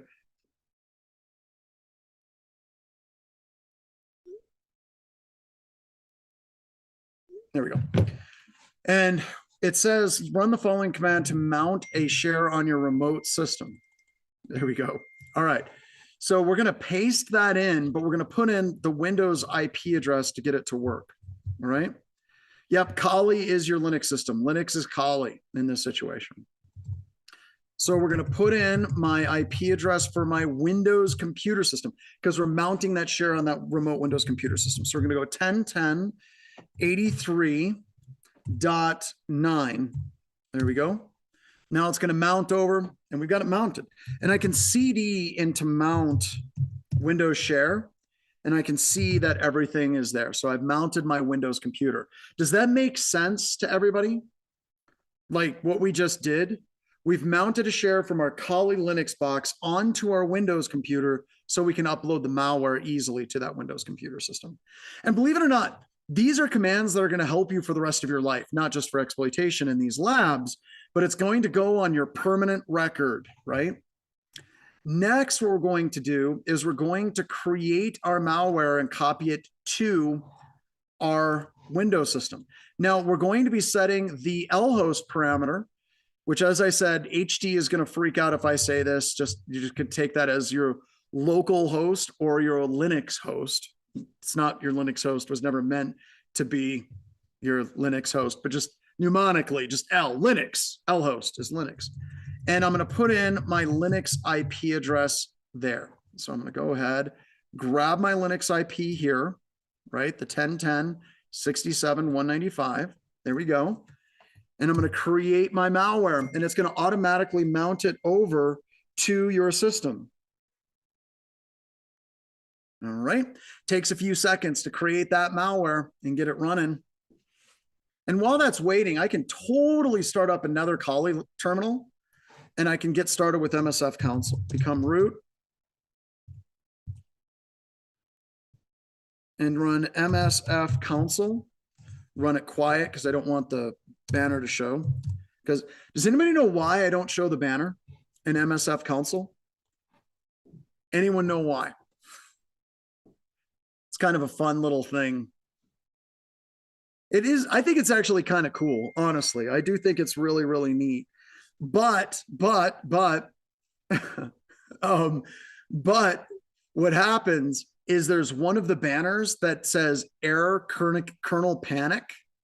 And anytime I ever get that kernel panic, it absolutely freaks out. And my students flip. They're like, oh my God, there's a kernel panic. The whole thing just broke. The lab is just kernel panic. No, it's just the banner. So, all right. So now we're going to use the exploit multi-handler, multiple operating systems to handle that. And then we're going to set payload Windows Meterpreter reverse TCP. Like so. And then I'm going to screw up. I'm going to create an error here. I'm going to set my lhost to be my Windows IP address, right? Show you what that looks like. So if I put in 10.10.83.9, my Windows IP, if I run this and then I type exploit, it's going to throw an error and it's going to say lhost did not validate. And I even mistyped it. So even if I fix my typo and I type exploit, it's still going to throw an error. Right? Takes a second. It's going to say could not bind to that IP address.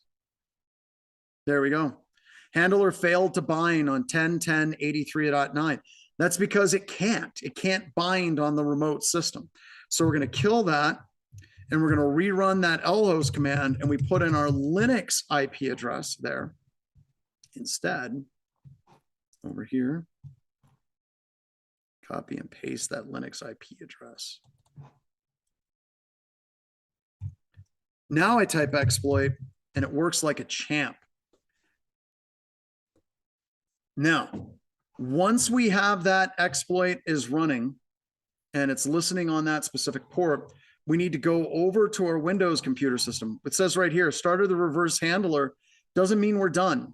We're going to CD into the top level directory, and we're going to run trustme.exe, and we're going to get a Meterpreter session over there.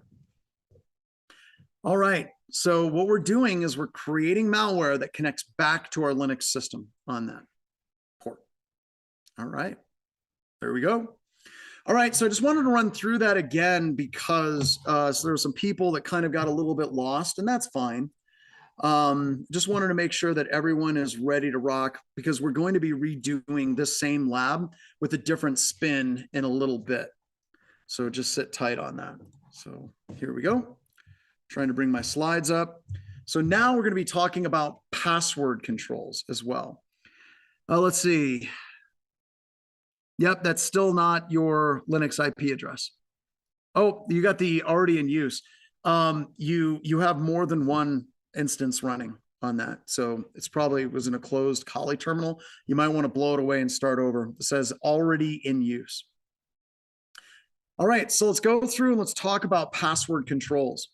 Now, really, we started with the AppLocker stuff because AppLocker is so important, right? To stopping that initial code execution on a system from a drive-by download, or somebody trying to get someone to pull down a Word doc, exploit the Word doc, or get something that automatically downloads and executes something in temporary internet folders or whatever, we shut that down. And that shuts down a huge amount of initial exploit and compromise techniques that attackers would use. The other way that we gain access to environments is through an attack called password spraying. And that's where we take a single password that is more than likely going to be used in an environment, and we try that password on multiple different accounts. The one that we use a lot at BHIS is season, year, and it works because people have to change their passwords once every 90 days. And the seasons change once every 90 days, and the year is something that consistently moves forward. And it requires the attacker to conduct a user harvesting exercise. This can be done through recon on things like LinkedIn, or running a series of commands on the Active Directory post-exploitation, like net user space / domain, to dump all of the users off of that environment. Then they take that one password and they try to authenticate to every single one of them. Now, the really, really super key thing for all of this is looking at how long and how effective is this based on the size of an organization that you break into.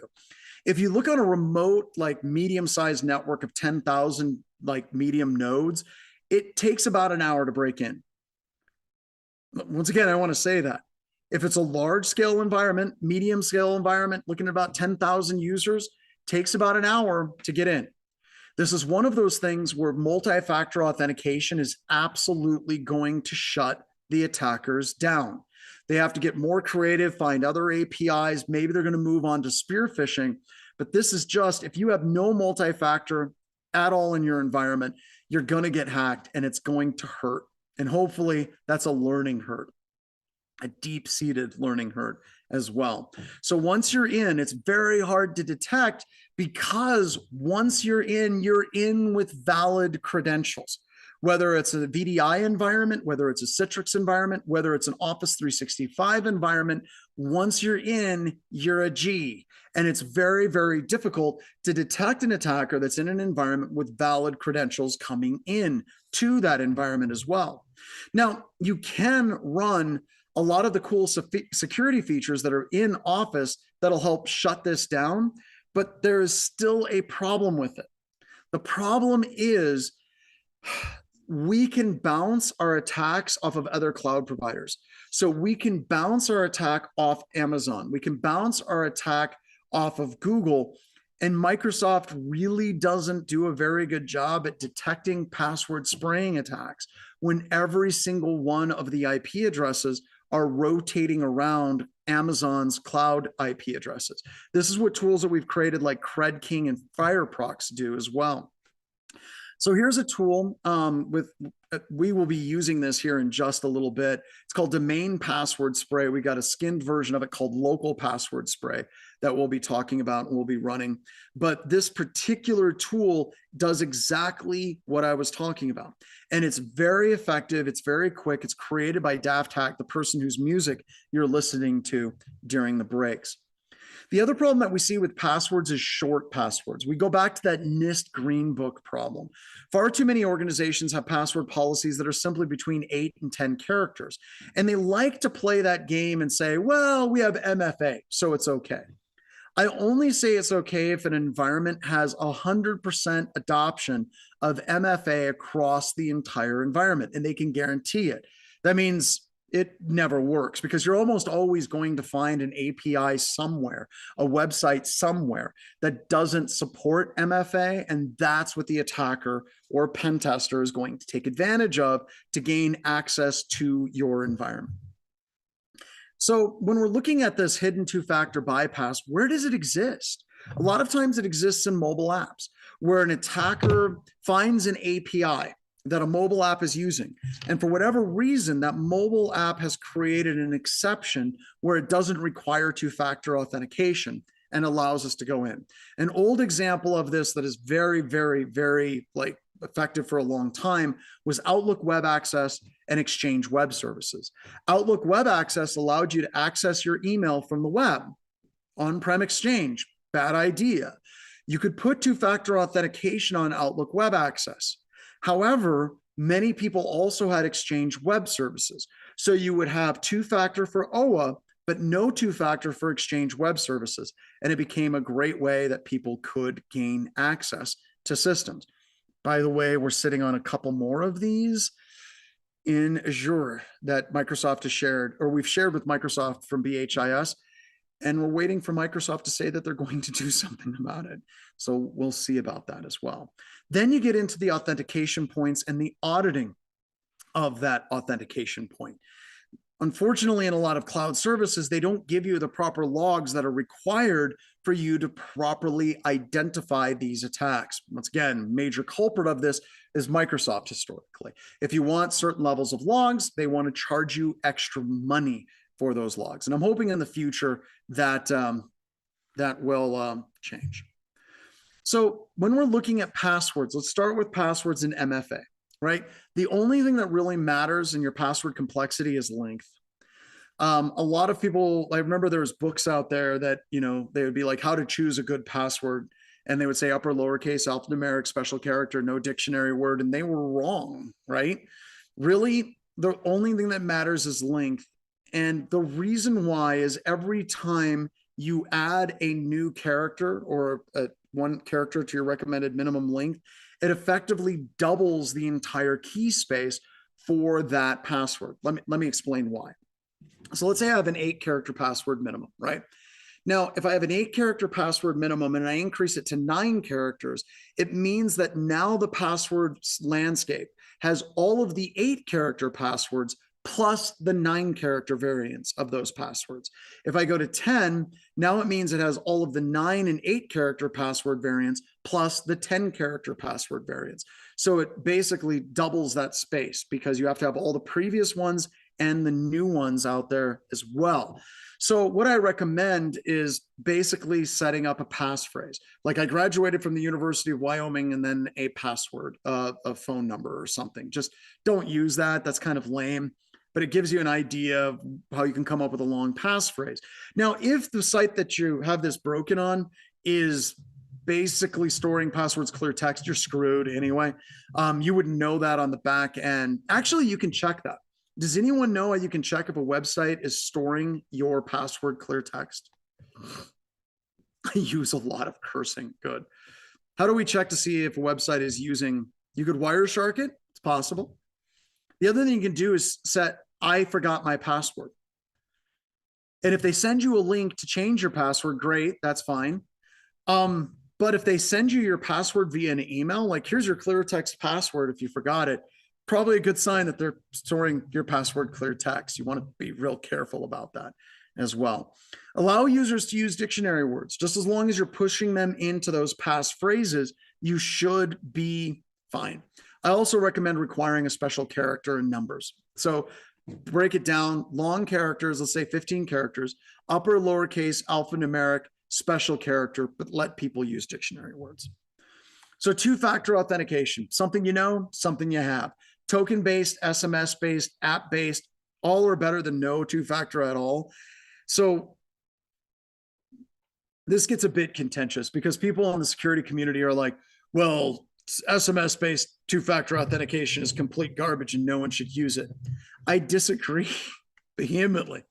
I absolutely think that you should be using two-factor, even if it's an SMS-based two-factor. It goes to your threat model, right? It goes down to your threat model. If we're at BHIS, I have it banned. We do not allow SMS-based two-factor authentication at Black Hills Information Security. We just don't. And the reason why is because we're being attacked by nation states who have the capability of doing SIM cloning, gaining access to those two-factor authentication creds coming in and can completely hose me. That's my threat model. When my uncle calls me up, who called me literally last week and is like, hey, I got hacked, what do I do? I'm like, do a long, strong password, set up ad blocking in your browser, and use two-factor authentication. SMS two-factor authentication is fine for him. It's perfectly fine. It's going to stop. There's nobody's going to look at my uncle and be like, quick, Dimitri, let's go after this guy's SMS two-factor authentication with SIM cloning. It's not a thing. And this is one of the problems of InfoSec professionals, many times they get so caught up in what is the best thing that they don't understand that for a lot of day-to-day, just simply turning on two-factor authentication in any form is enough to dissuade many of the attackers are out there. Question. Is the exploit we used viable for an attacker who doesn't have access to a Windows system? Don't get hung up on the concept of the exploit. That whole lab is nothing about exploiting a system at all. Not a single thing about that lab is here's how you exploit a Windows computer system. Because you would not expect a user to give an attacker their user ID and their password. You would not expect the attacker to always be able to mount a share. The goal of that previous lab was to show you how we can use application control policies to stop non-administrator accounts from running suspicious, janky executables. So that's what that lab was all about. All right. So absolutely is something with two-factor authentication. It's great, even if it's SIM and it's coming to an SMS on a phone. It's fine. It's fine for standard users. Corporations, completely different. Service accounts. This gets, once again, into that two-factor authentication. Many organizations will have some type of API or service accounts. If you go back to Capital One attack, they were able to gain access to tokens, tokens specifically for Amazon. That's basically a password. Many times those API keys are passwords and user IDs all wrapped in one, right? That's kind of terrifying. If an attacker can get those, you're pretty well screwed at that point as well.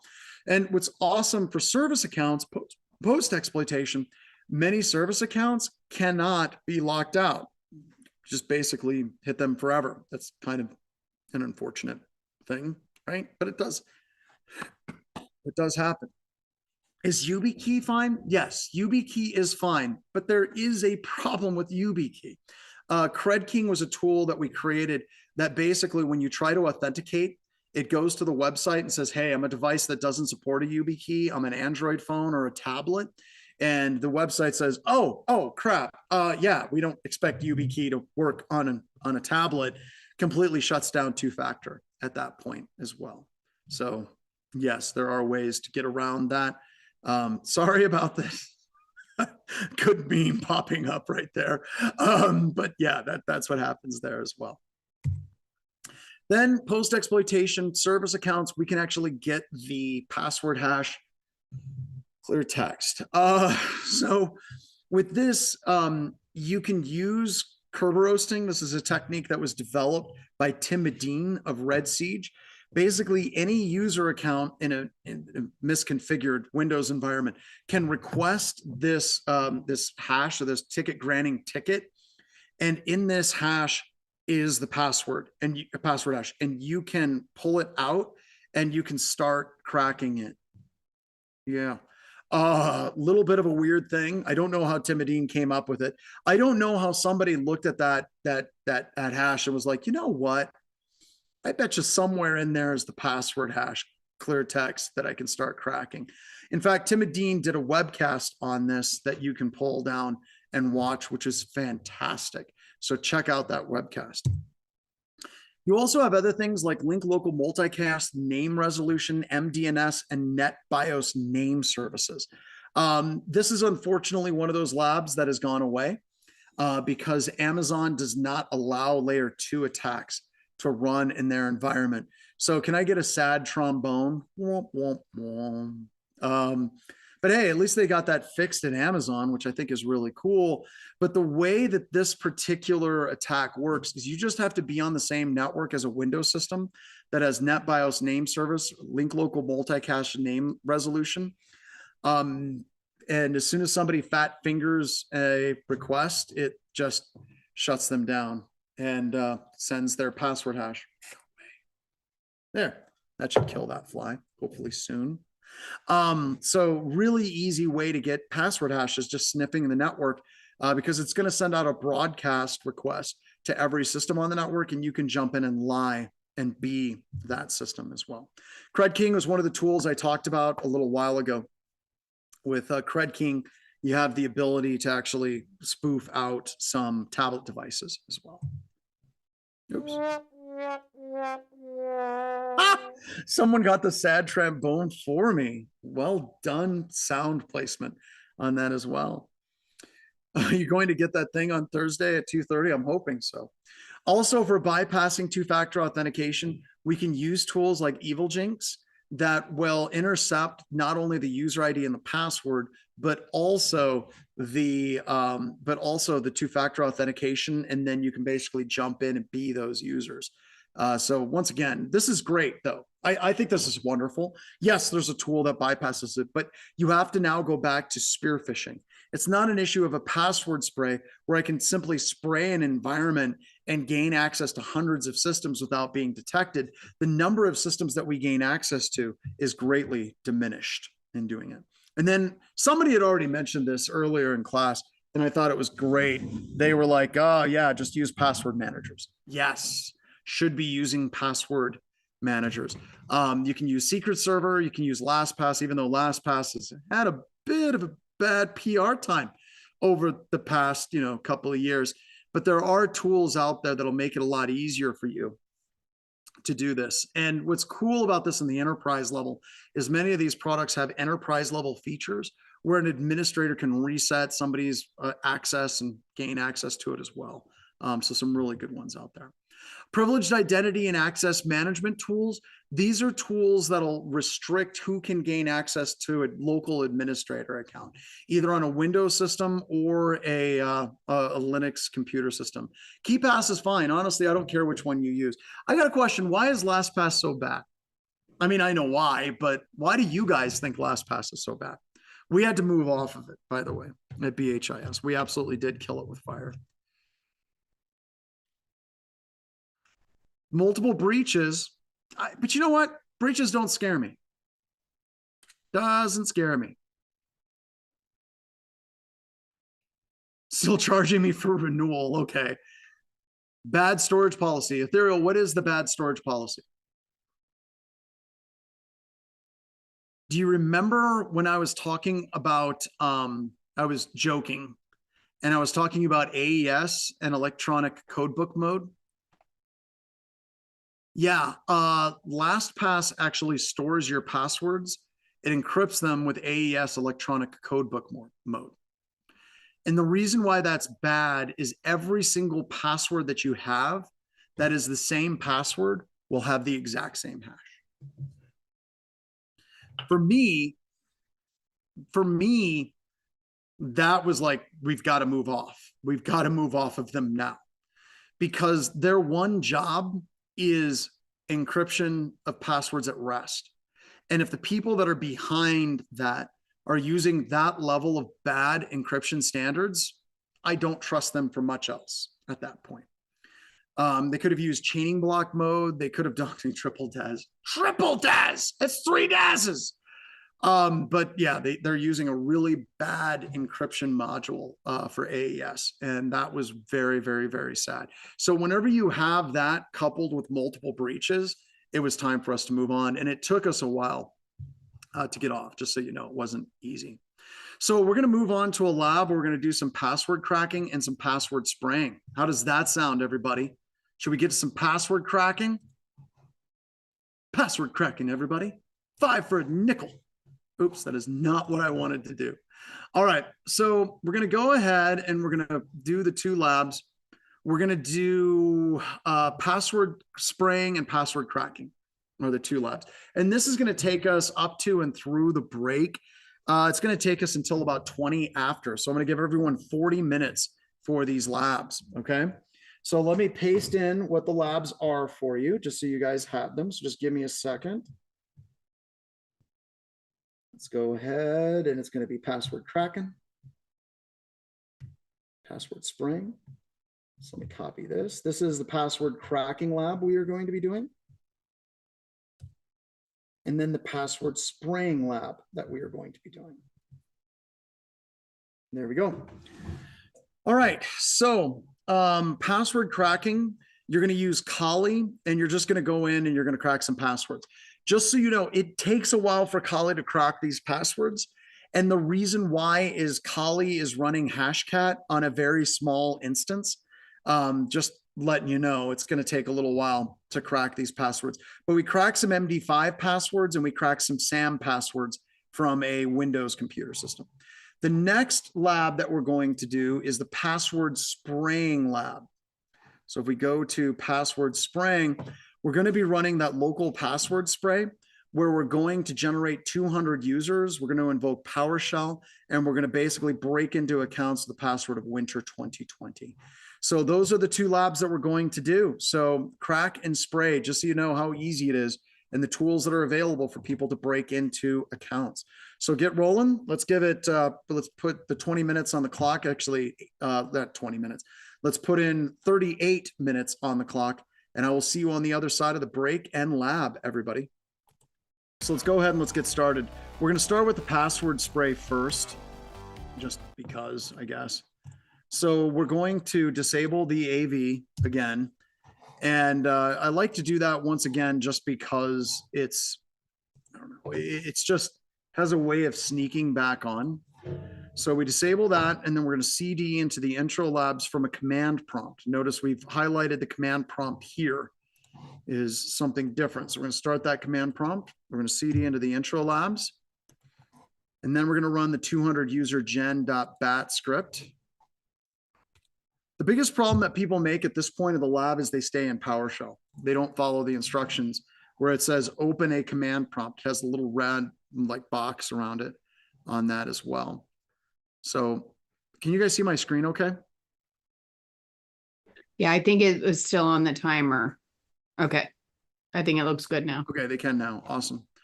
All right, so we've got that set up, and then we're going to invoke PowerShell. A little bit of bouncing back and forth. That's pretty typical in a Windows system. And then we're going to set the execution policy to unrestricted. There we go.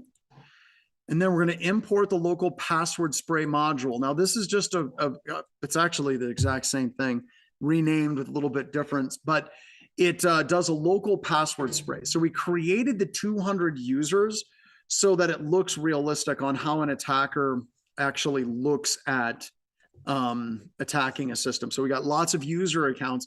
How do we spray those user accounts in order to get into them as well? So now we're going to try with the password of winter 2020. Probably need to update that batch script and make it 2024, 2025. But the same concept applies, right? We're going to be trying to get in with a default password of like season and year. We hit enter, and it's going to get into about 6 accounts. So there we go. So we're able to get into Christopher, Dennis, Gregory, Jack, Jerry, and Michael. Now, the really interesting thing about this is it isn't going to lock any accounts out. And the reason it's not going to lock any of those accounts out is because we only did one failed login attempt for each of the 200 user accounts out there. So just one failed login attempt, and that was it. And then to close it out, we exit. And then we're going to remove the 200 users, and we can allow that to run in the background. It's going to do its thing over time. There we go. And then for the next lab, I'm going to open up a Kali Linux terminal. I should have spent some time figuring out how to change my session settings to be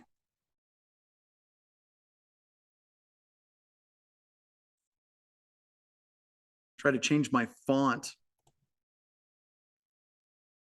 Foreground, background.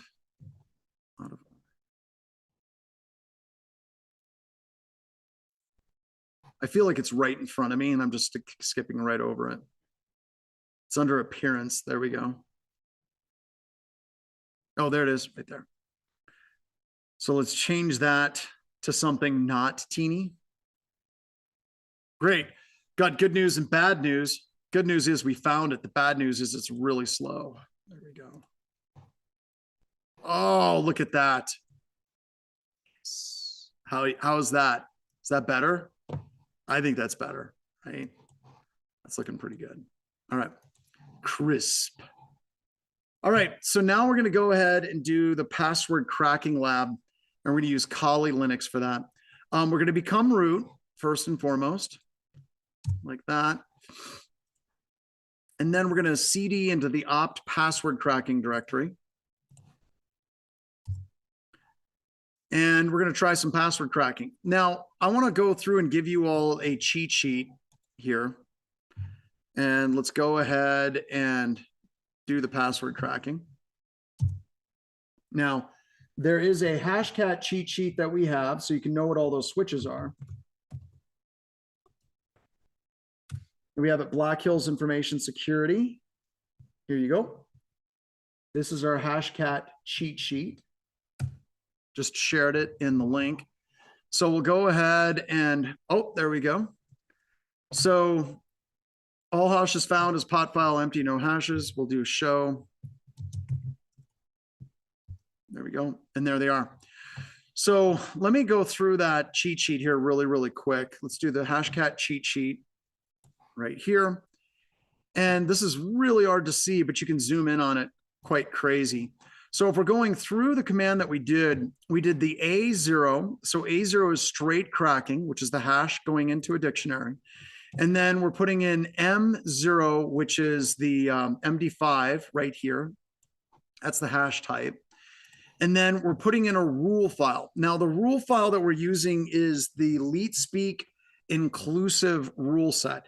And what that does is those different types of character substitutions, like an L for a 1 and 1 for an L and O for a 0 and all for 1 and 1 for all of it. We change all these different characters in these LeetSpeak substitutions. And that's where it's going to take the dictionary and it's going to do something called mangling. It's going to mangle that dictionary with all those LeetSpeak substitutions. So this is phenomenal. This is a great cheat sheet that goes through all of the different types of hashing algorithms you might run into and what would be the M value to actually crack those particular passwords. So I'm going to go in. Oh boy, my whole Chrome session is now frozen. There we go. So now we're going to move into the next part of the lab where we're going to crack a SAM file. And we're specifically going to be cracking the NT password hashes. So we'll go ahead and do that. There we go. So if I do this, let me show you what it looks like when it runs. There we go. So it goes through and it identifies what are the password hashes that are in this particular set and their NT password hashes. And then we can do -- show, faux show. There we go. And you can see that the password that begins with 6E9, that's peanuts, tiger, swordfish, thrasher, love, 123, and cross country. So just for the record, it's really, really hard to come up with a password cracking lab that either cracks the password instantly or cracks the password in 2 hours. It's really hard to say, well, we're going to come up with a password that's going to crack with a dramatic pause. It just doesn't happen. So those are the passwords that we have set up to crack. So it gets you some experience with that. So it gets you to kind of understand like why two-factor is so important, right? Because someone can crack your password hashes if they get them. But the other thing to remember is password spraying is a thing, and it is a thing that is used constantly in various attack methodologies that we're seeing in the wild. All right, so now we're officially at the Ask Me Anything portion of the class. So what do we have here? Why am I using Chrome instead of Brave or Firefox? I do use Brave and Firefox in my personal surfing. I do use that. When I'm in my class, you get a lot fewer problems when you're using Guacamole and copying and pasting if you're using a Chromium type browser. So that's why I'm using it for this particular course, because it just works really, really, really well with MetaCTF and that. But as far as like, I don't know, as far as like day-to-day browsing, I would say Brave is the browser that I use the most every single day on that as well. So what other questions do you have? How do I protect my company against password spray attacks? One of the things that you can do, of course, we talked about is the is using MFA, right? By using MFA, we're going to shut down a tremendous amount of those password spraying attacks. Not all of them, but you're going to shut down enough of them to make it worth your while as well. Ooh, we got them coming in hot and fast. All right, any advice you may have for someone significant experience in development but relatively new to security and engineering? Currently in my career working on identity and access management engineering, looking to get technical experience, fill in the gaps and other ways to figure out what I enjoy. Well, Bark, I think right here is probably the best place to go, right? If you feel like the offensive stuff speaks to you at a deep personal level, then you're going to want to look at offense. If you feel like the defensive stuff is kind of cool, forensics or blue team or SOC would be good. But then you also have experience doing security engineering, maybe web app API pen testing would be where you're going to be. So kind of find that space that's interesting to you and work your way towards that as well. Got to pay extra for guac. Oh, speaking of which, now that we're done with the class, let's just go ahead. Let's go into Meta CTF, and I'm going to destroy my labs. Just going to throw it in the trash can. There we go. Now I'm not going to burn any more credits. So now I've got a bunch of credits that I still haven't used, because remember, it's going to keep using those credits. I think it does it for 4 hours, then it times out. So once you get to the end of your credits, you're going to have to go into billing in credits, and you're going to have to buy more credits for the lab. But we've given you more than enough credits to get started with this course. The fact that younger generations are more mobile devices, not Windows, Linux, will this be a problem down the road? Yes, it will. It absolutely is. And I think it's already a problem. If we look at a problem right now with mobile device penetration testing, there just aren't enough people that are actually looking at apps. There was a great article that was out last week about the number of apps that had like API secrets and tokens hard-coded inside of the code on the device itself. And that's just absolutely terrifying. But a lot of people aren't testing mobile applications all that much. And the reason they're not is because this is a closed ecosystem. If you look at Linux or Windows, there's a lot more tools. It's more open architecture. So it's easier to do security testing. When you're looking at mobile devices, it's far more difficult on that as well. All right.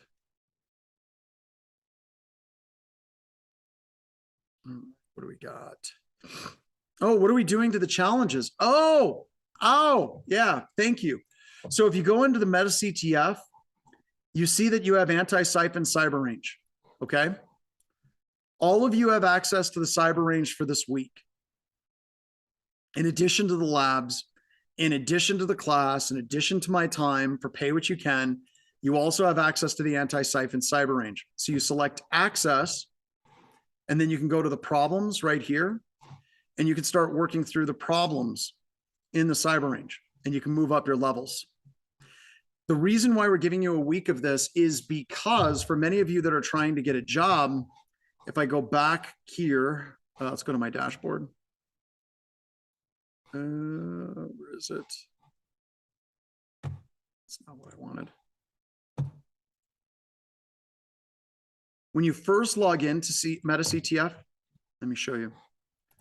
You get this link.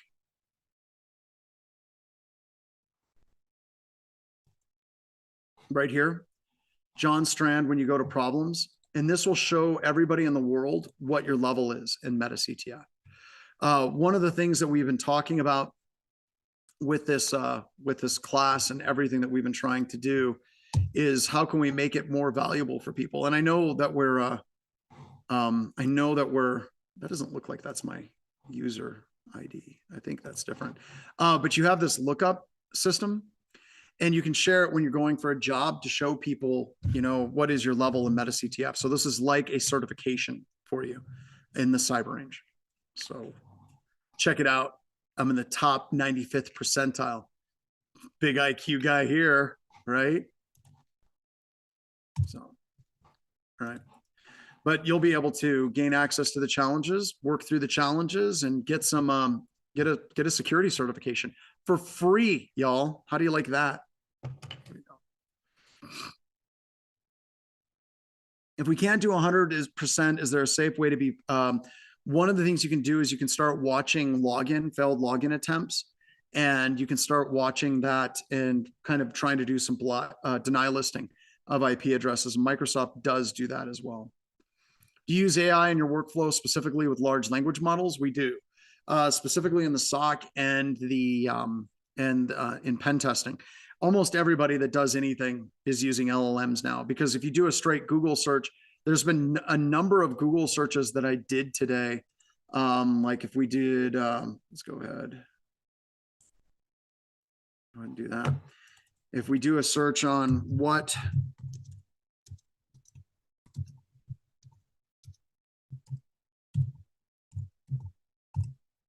like so, right here, this is like straight up AI stuff right here. So this is Search Labs AI overview.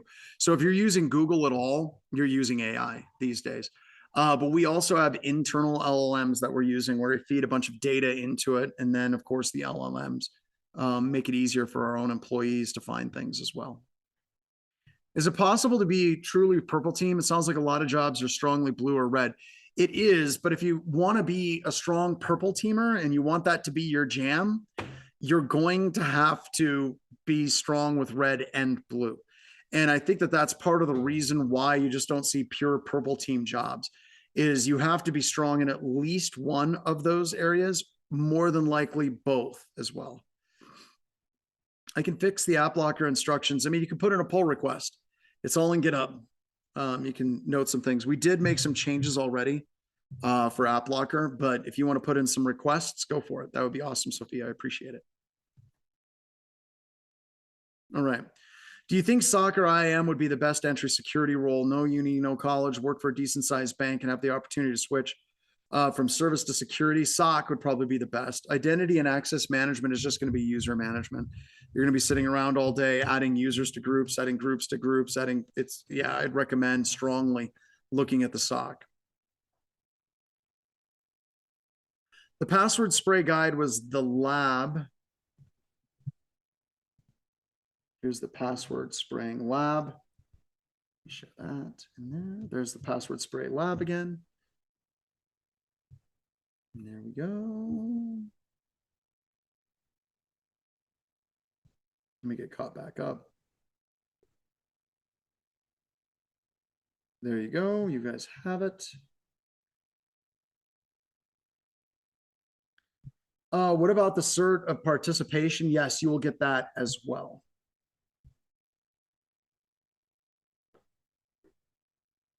Okay. Get the certification at the end, though. Yeah, at the end. My only friend, the end. Okay, there we go. All right. What other questions do you all have for me? If you've been on the bench for a while near the age discrimination line, what would you try to keep being at the industry at this point? One of the things I would recommend is the age discrimination thing is real. It kind of sucks. Like the age discrimination thing is real when you're getting started, and it is real when you're kind of my age and going up. So Brian started at 55, but I think that that also kind of highlights the solution to it. Highlight how you're learning new technologies. So if you're looking at, want to get around the age discrimination thing, don't go in and be like, I learned how to code COBOL in college. That impresses no one, right? Like your Fortran skills, COBOL skills, no one cares, right? So what you need to do is look at Kubernetes, look at cloud computing, focus on those new technologies that a lot of people in our age group are like, oh, I just think it's crazy that all these kids are learning Rust. Python and Perl was fine in my day. You might want to start embracing some of those technologies that are out there. Do we all have the link to our email registered Discord? I don't know what that is. Does rotating the password service accounts help secure them? It can, but that's a pain in the ass. Better yet, just make them really, really long so they never get cracked on that as well. I mean, yeah, if you know COBOL and you're in banking, those guys are making like crazy money if you're actually good on it as well. But yeah, you have access to it for a week and you can buy and then you can stay in the system if you would like as well. Yeah, feds are hiring COBOL for 130 a year. Old man, thanks, haircut fish. There we go. Right. What other questions do we have, folks, other than me yelling at clouds?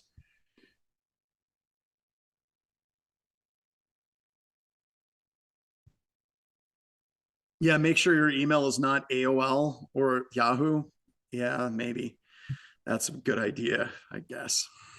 So have been waiting to get my company SOC for a while. Nothing has opened up. I've taken 3 of the classes, multiple 1-hour courses, have a security, take online classes. A lot of SOC positions want hands-on experience. I go back, MSSPs are a great place to learn and get that hands-on experience. Zach, what is your thought on that? I think it's worth getting that hands-on experience, but I know some people, it's probably a pay cut and it's a bigger pain in the ass, but damn, you will get experience. Yeah, no, 100%. The experience is always, the most important part for sure. It's hard to get sometimes. So sometimes taking those opportunities to get a step ahead, or you have to go for it. Sorry, I was trying to read the rest of that too. I was picking up on some other questions there. They kind of fly in.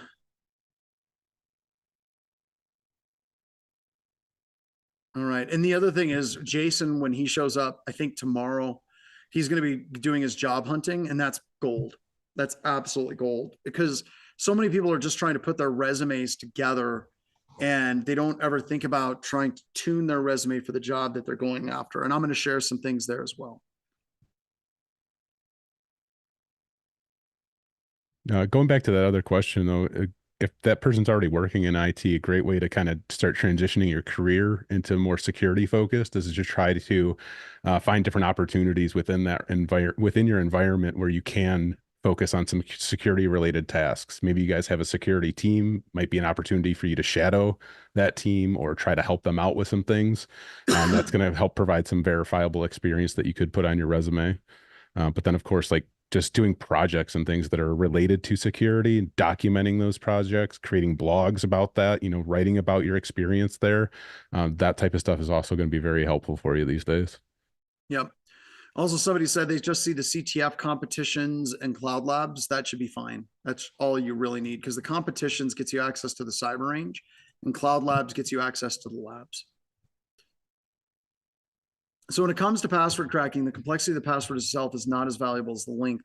For example, randomized caps, symbols, numbers gets trumped for all lowercase passphrase that's 2 characters longer, roughly. Now there is key space issues, but it also depends on how long you're looking at. So I don't recommend 8-character passwords under any circumstances. It doesn't matter if it's upper lowercase, alphanumeric, or all lowercase, it's garbage. But when you're looking at getting to 15 characters, you're looking at heat death of the universe. But also, Val, look at like the juxtaposition between what are the possible characters and the characters the attacker knows about, right? So if the policy of the organization is upper lowercase alphanumeric special character, you don't have to worry about it at all, because you're going to be using those characters. But the thing is, they won't know in what combination those different attributes are being used in the password as well. What else? Oh, here we go. Do you have any tips for someone who has knowledge and practice but no job experience and lives abroad? I recommend cyber ranges, and that's part of the reason why we're opening up our cyber range for this week. We really want to get as many people into the cyber range as possible. We're going to have a multiple guess type thing that Zach and I don't like multiple choice questions. We just don't. But I know that a lot of people in the industry do. So this is me, Zach, trying to figure out, can we do the actual meta CTF? So you get the multiple choice certification, but then bam, you can say that you're level 5 or 6 in the cyber range as well. Because I really want those two things to be going together, because that demonstrates that practical hands-on experience. And it isn't just in meta CTF or ACE T. It can also be in capture the other capture the flags like Hack the Box and Try Hack Me as well. Yeah, the other aspect, the way you could take this question too, is networking. I cannot recommend enough networking with people. That's going to create a lot more opportunities for you. So the fact that you're involved here with this Discord community can create wonderful opportunities for you. LinkedIn is also a great resource. Start connecting with people in the industries that you're, interested in, and start, sharing your experiences, things that you're familiar with. Just start connecting and building those relationships there. So we got a couple people asking, what are cyber ranges? This is the cyber range. Go to CTF competitions and then anti-siphon cyber range, click access, and then select all challenges. And we'll just do one here real quick. We'll do a couple. DNS was designed to replace what Unix file? One word, no path. What is it? Anyone know?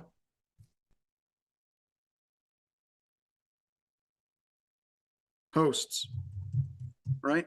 So now I submit this and it's going to say, oh, congratulations, you got it correct. That's a 5-star question. And I got 25 points for that as well. Let's go to another one. All right, the acronym SOA, what does the A stand for?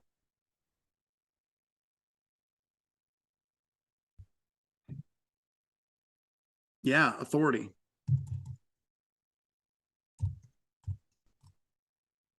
There we go. So this is a cyber range. Now, they get more complicated than trivia. If I shut off trivia, now I'm getting into what is the offset of the process that contains the backdoor in evidence.zip. Ooh, okay. That's a 50-pointer. Security Services is a real security company offering real security clients or security services ensures you as a client have a lot of security, a proven track record. And since our security was founded, what's the flag that's hidden inside of this, you know?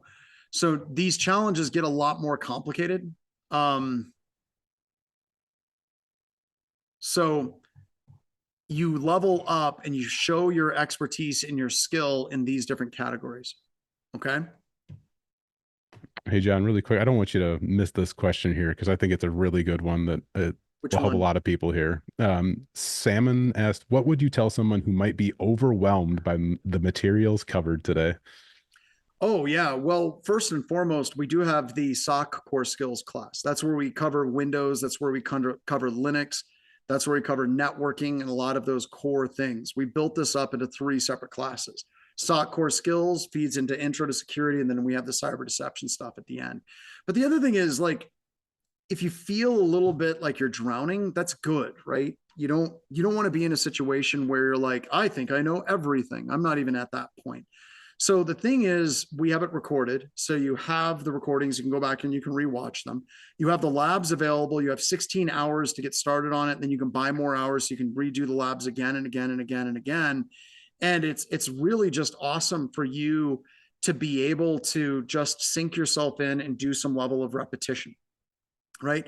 And the only way that you're going to learn is you're going to have to learn by struggling, going through these labs. And supports drowning, filming at 11.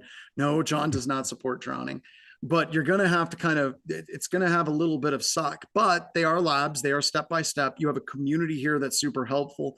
And, you know, you can go back and view the recordings as much as you possibly can. Some people are saying review and take notes. That's just always good advice. Always good advice.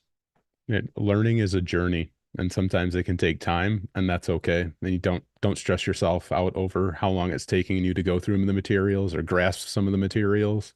The great thing about some of the resources that you have here, you can go over them again and again. I think that that's a great point. I think Haircut Fish put it out earlier. I'm not very bright. I know that you know, when we're getting started in computer security and you have someone say that seems like a humble brag, but the fact of the matter is I'm not very bright. I screw up and I fail constantly. But one of my superpowers is I don't get completely discouraged by the failures. I tried to get past that when I was younger. I was always worried I was failing. And then it would be after a year or so, I would realize that those failures are really where I truly learned. Like if something just worked for me right out of the gate, I never really learned that much about it. But if I struggled through and I tried a bunch of stuff and I kept failing, through that failure, I kept learning things. Sometimes they were completely tangential things from the thing that I was objectively trying to finish, right? And the quote up there is, you know, I don't even know my own quote at this point. Fail more and fail creatively, right? So embrace the suck, embrace the failures, because every one of those failures is basically just boiling down to what changed between attempt A and attempt B. How did the errors that I get and I received change? So I always break down the kind of troubleshooting as ping, port, parse. If you're ever trying to get anything to work, can I ping that system? Can I access the port I'm trying to communicate to? And then I get any errors, any feedback, I parse that. So if I get an error and it's like says, you know, cannot find file specified, cannot find file specified, cannot find file specified. Problem is usually it can't find the file that was specified. You had errors today in this class that we saw show up that were like, cannot bind to specific port. That's an error. Now, if you ever get an error and you don't know what that port error binding thing is, copy it, paste it, throw it into Google and see what it comes back to. Because most of the time with computers, they're literally telling you what the problem is. All right. They're telling you exactly what the problem is. So, you know, take those errors, ping, port, parse, fail differently. And seriously, that is something I think is one of my superpowers. I just go in and I keep failing and I keep failing and I keep failing. And it takes me longer to figure things out than it does a normal person. But I feel like I understand it a little bit better. I think it's because, you know, that whole quote, if you're going to be dumb, you got to be tough. And I'm one of those people that tends to follow instructions, but skip steps. And I've discovered over my career, you know, if you really just follow the directions most of the time, your problems go away. So don't look at your failure as like a failure as a hard stop. A failure is not a failure. It's a learning opportunity. No matter what, it's always going to be a learning opportunity, whichever way that goes. What can you learn from that? Hey, John, there's some people over in tech support that aren't able to see the actual cyber range challenges. Do they need to collect their email addresses, send them to Roman, and Roman will add them. Okay. Those probably are students that joined a little bit later. Okay. Yep. I'll skylight as what if I don't know the answer and have to look up the answer? Is that cheating?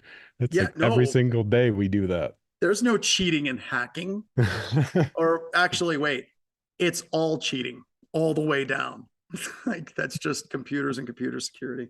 We're all just trying to trick computers into doing what they want, what we want them to do. Definition of a hacker right there. There you go. Yeah, I've seen that question so much throughout the years, and especially like, you know, during interviews. Is it okay to say that I use Google? And it's, yeah, 100%. Every single 100%. Security professional, IT professional as a whole is utilizing Google every single day. It is expected that you know how to master the art of Google. Yeah, I love this question. The real Why are trick. you in a big room by yourself? You were in a small room before because I have multiple rooms. That Google one, I think the real trick is not so much knowing the answer, but knowing where to find the answer. Mm-hmm. Oh, I love this, Shoshana.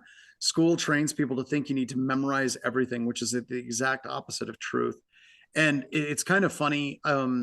So my kids, they go to school and they get something wrong, and the teacher's like, "Oh, in the real world, you've got to get it right the first time." And I remember sitting and talking to one of my kids' teachers and parent-teacher conferences, and they're like, "Yeah, you know, they screwed this up." And I'm like, "Why didn't you let them correct the mistakes in the paper?" And they're like, "Well, in the real world, you don't get those opportunities." And I'm like, "Huh? The real world is nothing but revisions.